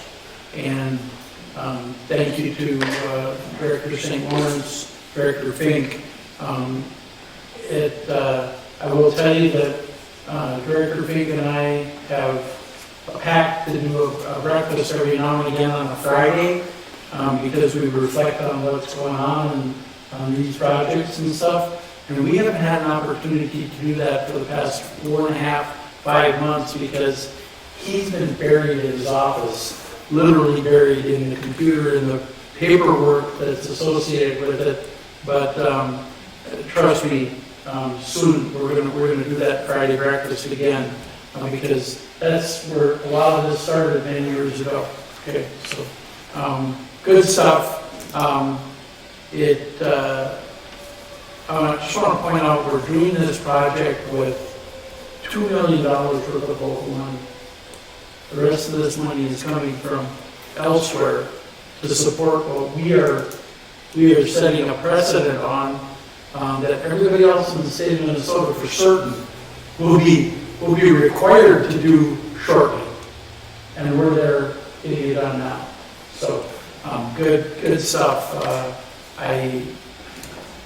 For everybody, be proud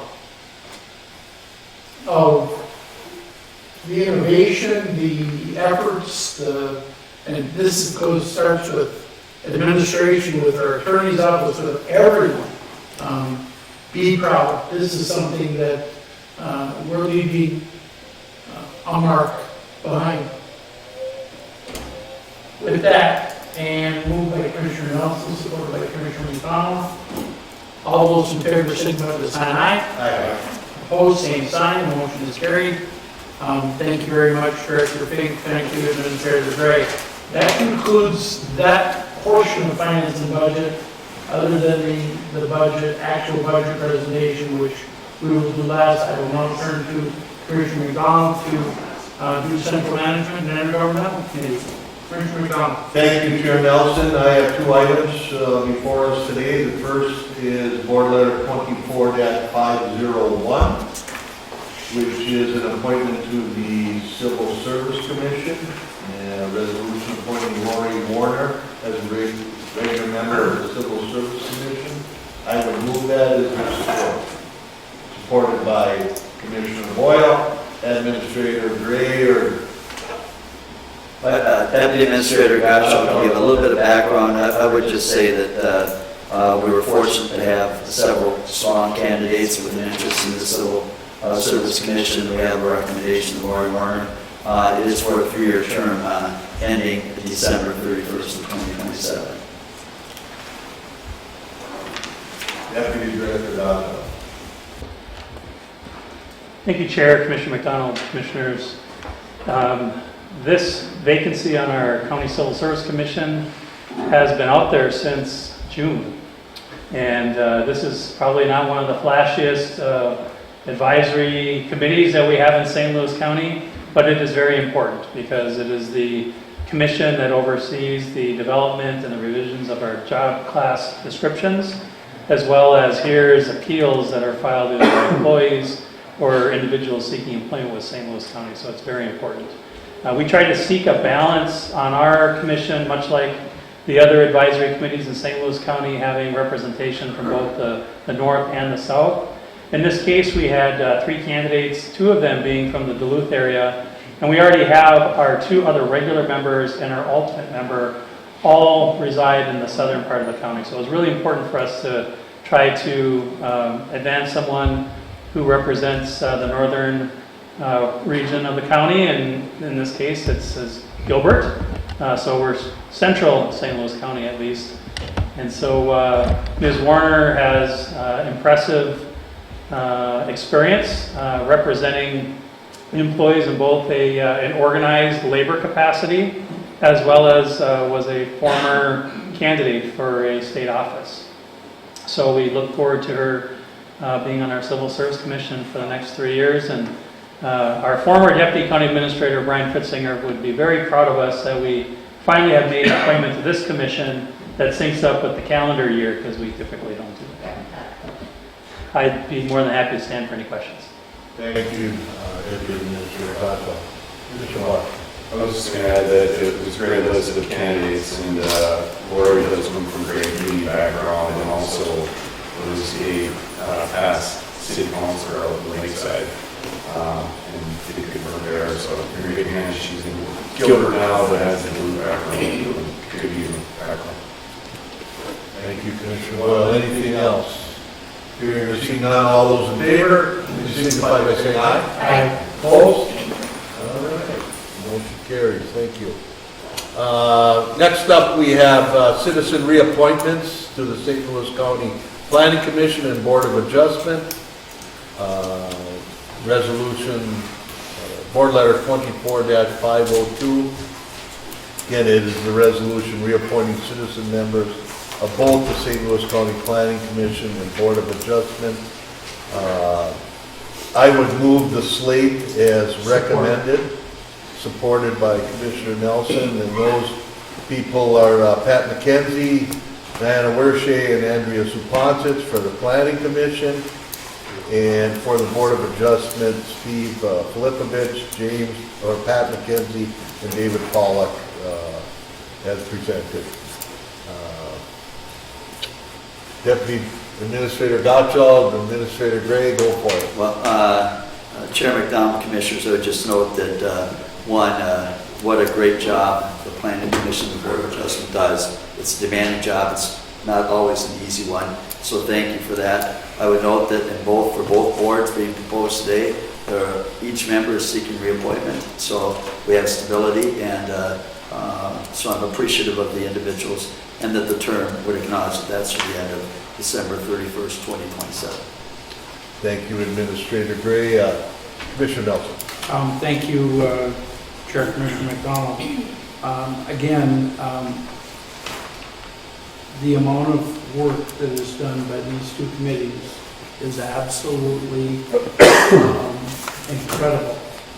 But I will tell you that from my perspective, this board making the decision to put on a department head level planning director is bearing fruit, folks, and it's showing all the way not only on this department, along with the addition of and thank you, Attorney Mackey, along with the addition of our new attorney in that grouping, and the fact that we've appointed former Commissioner Forsman.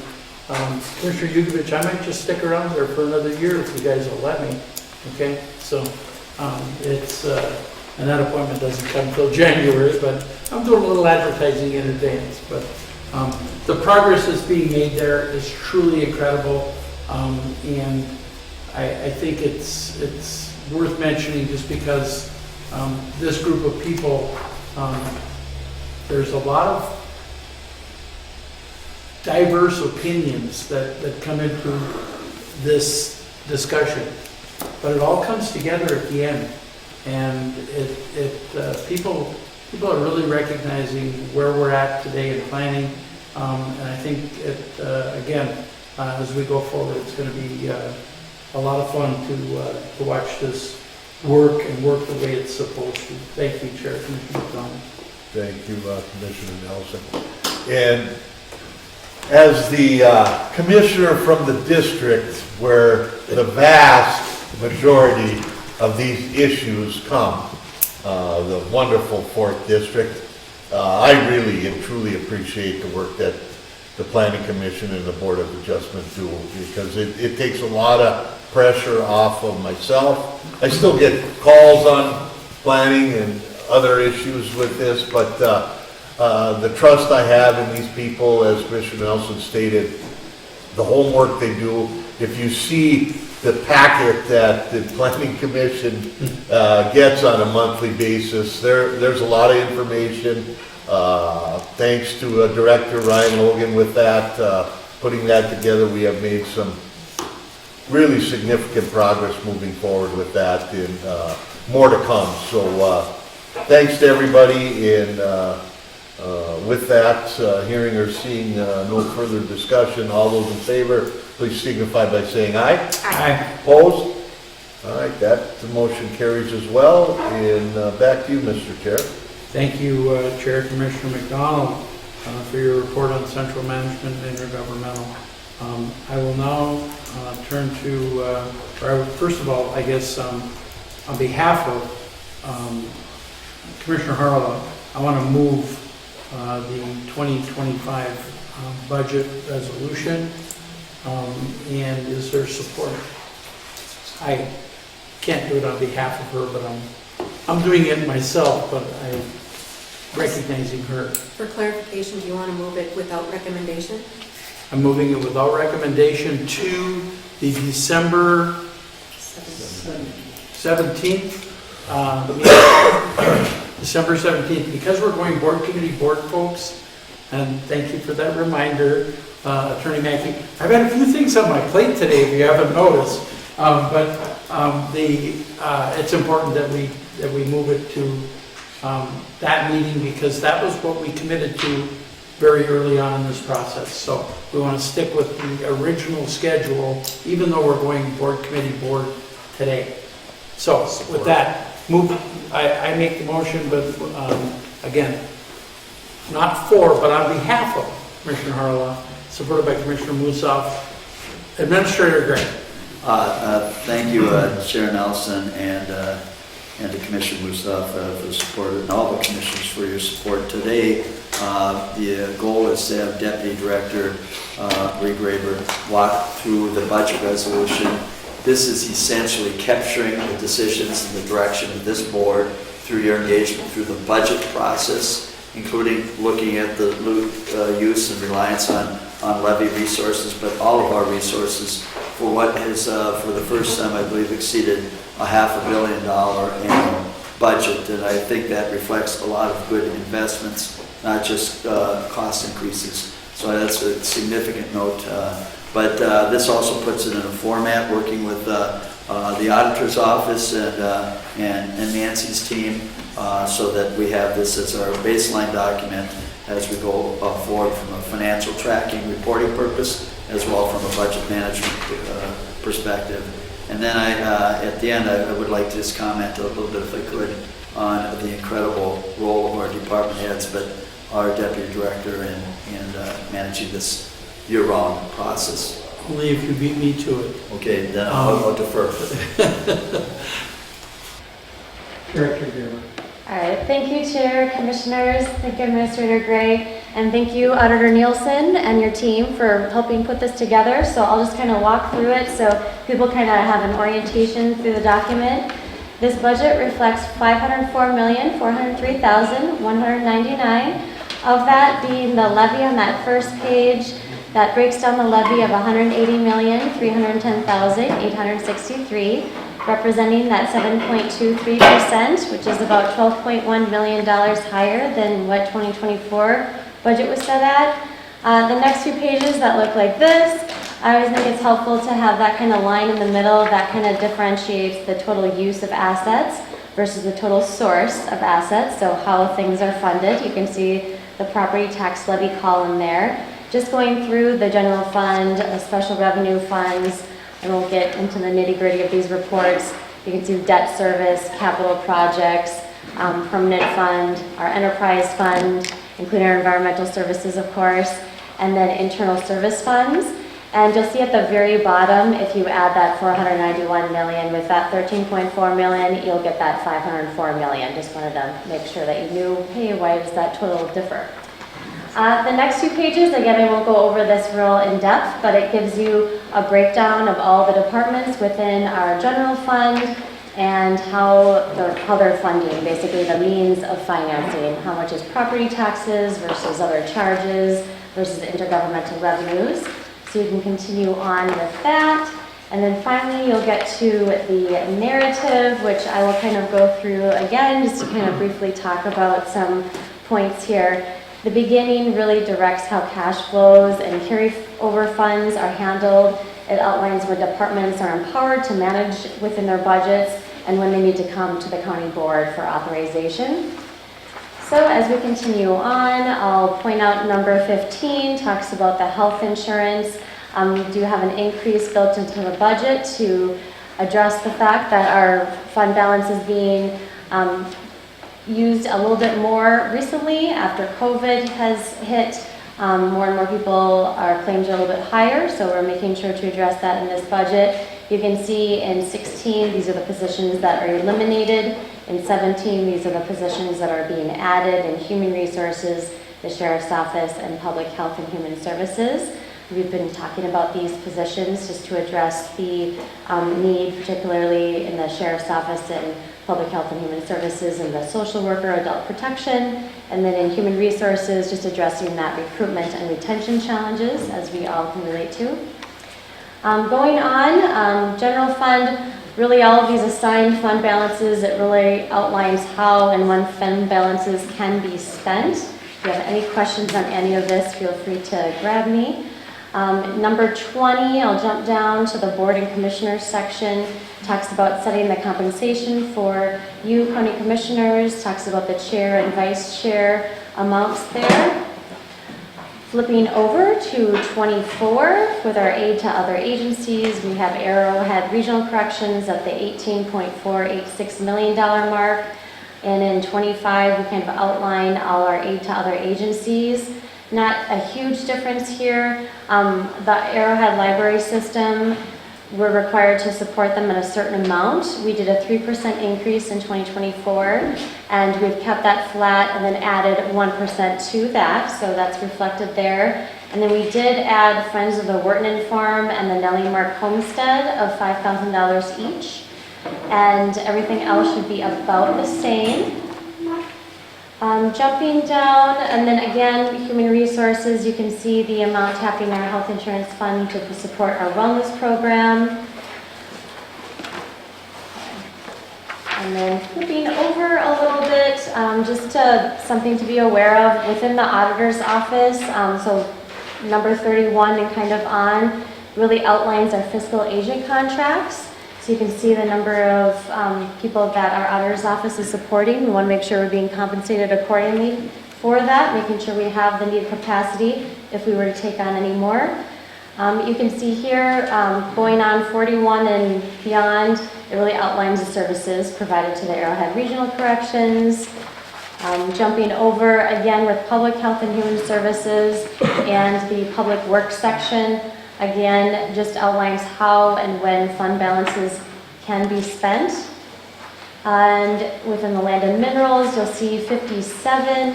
It kind of outlines what services that are going to be charged to the Land and Minerals Department for services that they use. Same thing for Environmental Services, number 64, outlining what services there. 65, you can see the Mary C. Murphy Trust Fund and what is being supported by that fund. I know the dollar amount that could be used has changed due to legislation, but we're still trying to make sure that we're using a sustainable level. So you can see that we're at a 1.8 million or so, fully supporting our on-site wastewater program. And you can see a few other positions that are part of that. And we did bump up the forgivable septic loan program. So you'll see the $150,000 directed there. Director Logan did a really nice job as far as where he was at in that and the demand for septic systems. And so if you want any more information on that, I'm happy to present that to you. The other things in number 66, it really just talks about the transfers between funds. You can see a lot of those are bond payments. 67 really talks about the transfers within funds. So you can see the scholarships, for example, with our mineral royalties, that's part of that. And then 68 really talks about all the transfers of actual personnel expenses between departments. So for example, our financial analysts, our auditor employees that are embedded within the departments, they're outlined there. And then finally, 69 is really talking about when things need to go back to the board regarding grants. And these are the grants listed here that are part of the 2025 budget that we know for sure. And again, if anything were to change, we would put that in a budget adjustment. And I am here for questions. Thank you, Director Greger. Questions at this point?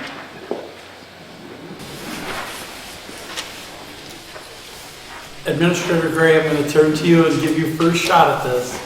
Well, I thank you for that, Chair Nelson. Commissioners, first of all, I want to thank you for your engagement, whether it's in a formal meeting setting or individually as we've had one-on-ones.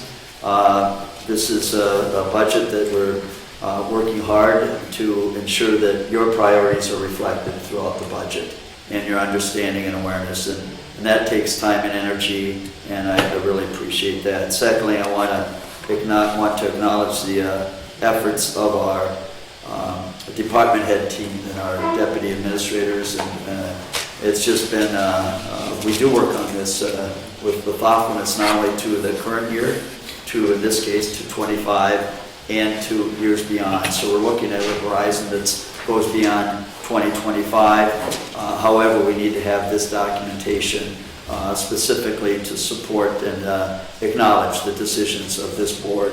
I would also like to, again, give a shout out to Auditor Nielsen for her team's engagement on this, and particularly Angela Petullo, who has been just an incredible resource to administration, and then, of course, all the financial analysts that work so well under Nancy's leadership to present the perspectives and incorporate the budget principles and goals of this board.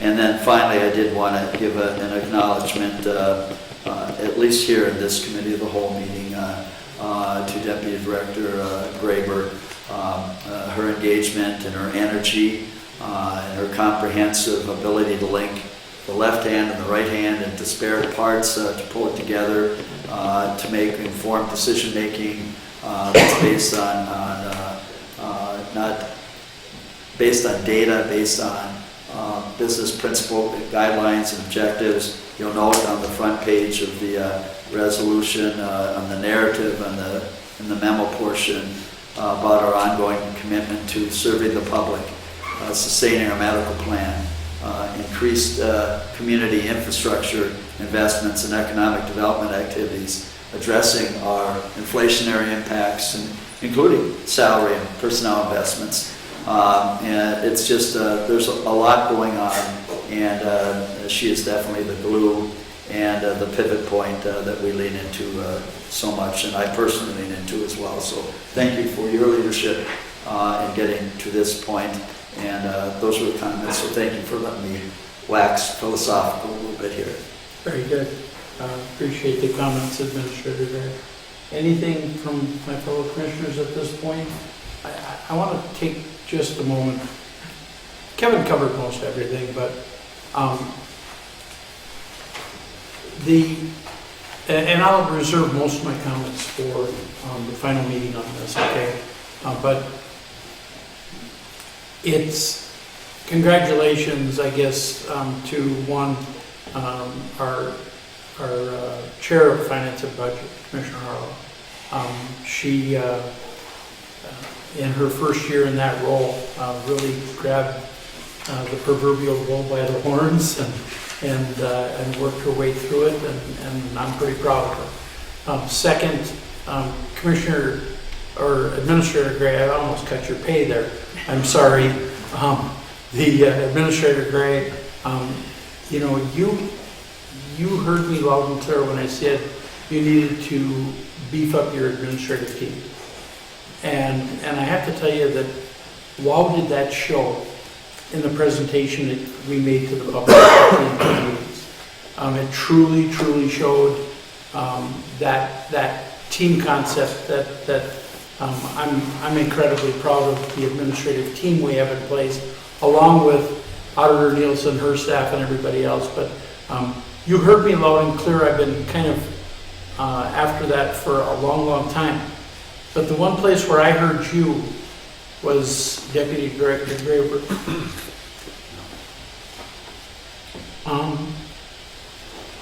I don't know if my fellow commissioners understand the relationship that Kevin and I have.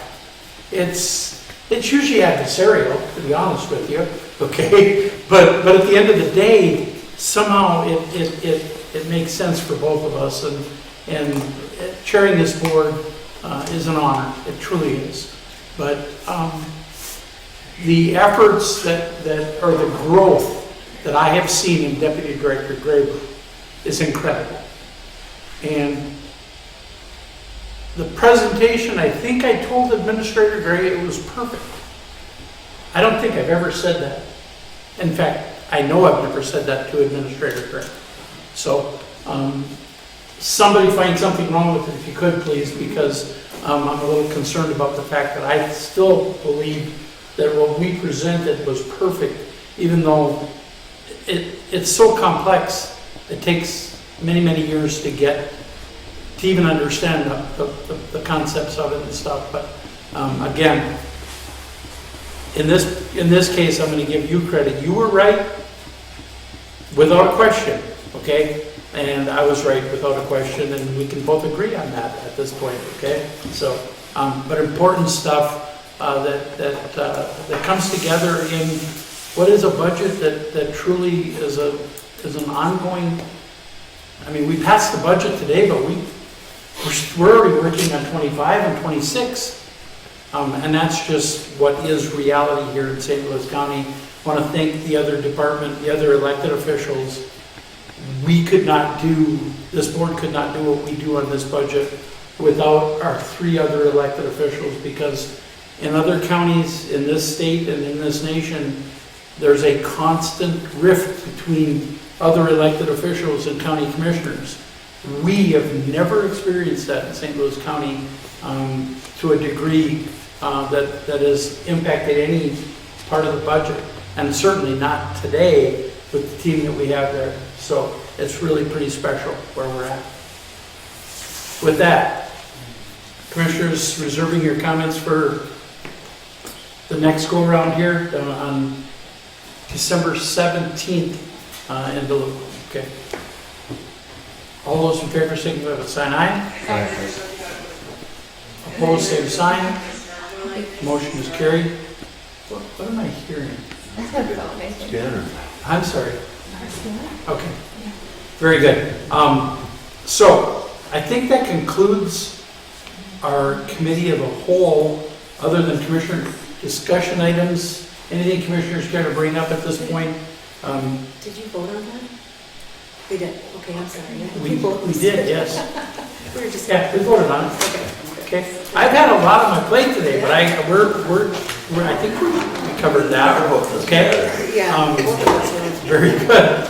I want to thank Commissioner Yugovich for and the town of Cherry here for this wonderful, wonderful opportunity to meet here. And it is the most festive location we have ever been at. So kudos to the folks that are doing all the things out here in this wonderful community where, quite frankly, I spent a lot of my youth growing up in this community, okay? So very familiar with Clinton and Cherry in all aspects. With that. Don't try to get in that room over there and walk out with a present. Yeah, no, don't worry about it. I might bring some more, but we'll go from there. Other commissioner comments at this point? And again, I apologize for not believing we could get today's meeting done in this amount of time. I just was very concerned about it. So with that, a motion to adjourn the committee of the whole at this point would be in order. Moved by Commissioner Grimm, supported by Commissioner McDonald. All those in favor of adjourning the committee of the whole, signify by saying aye. Aye. Opposed, same sign. The motion is carried. Folks, we have, we're back in the St. Louis County Board meeting at this point. Let the record reflect those members present. I'd move the consent. Move the consent agenda, which includes everything from our committee of the whole agenda. Is all included in the consent agenda. Supported by Commissioner Musoff. Questions, concerns? And again, the one item that we moved to December 17th is the budget resolution and narrative 24-500. With that understanding, all those in favor of the consent agenda signify by saying aye. Aye. Opposed, same sign. The motion is carried. I'm done. Okay. Have a great rest of your day. Again, my apologies for the mess that I had in front of us today, but it was things that we couldn't put off. So let's go get lunch, and thanks again for this Cherry Township and the group here. Okay, good stuff, folks. What's that? Adjourn the meeting. The meeting is adjourned.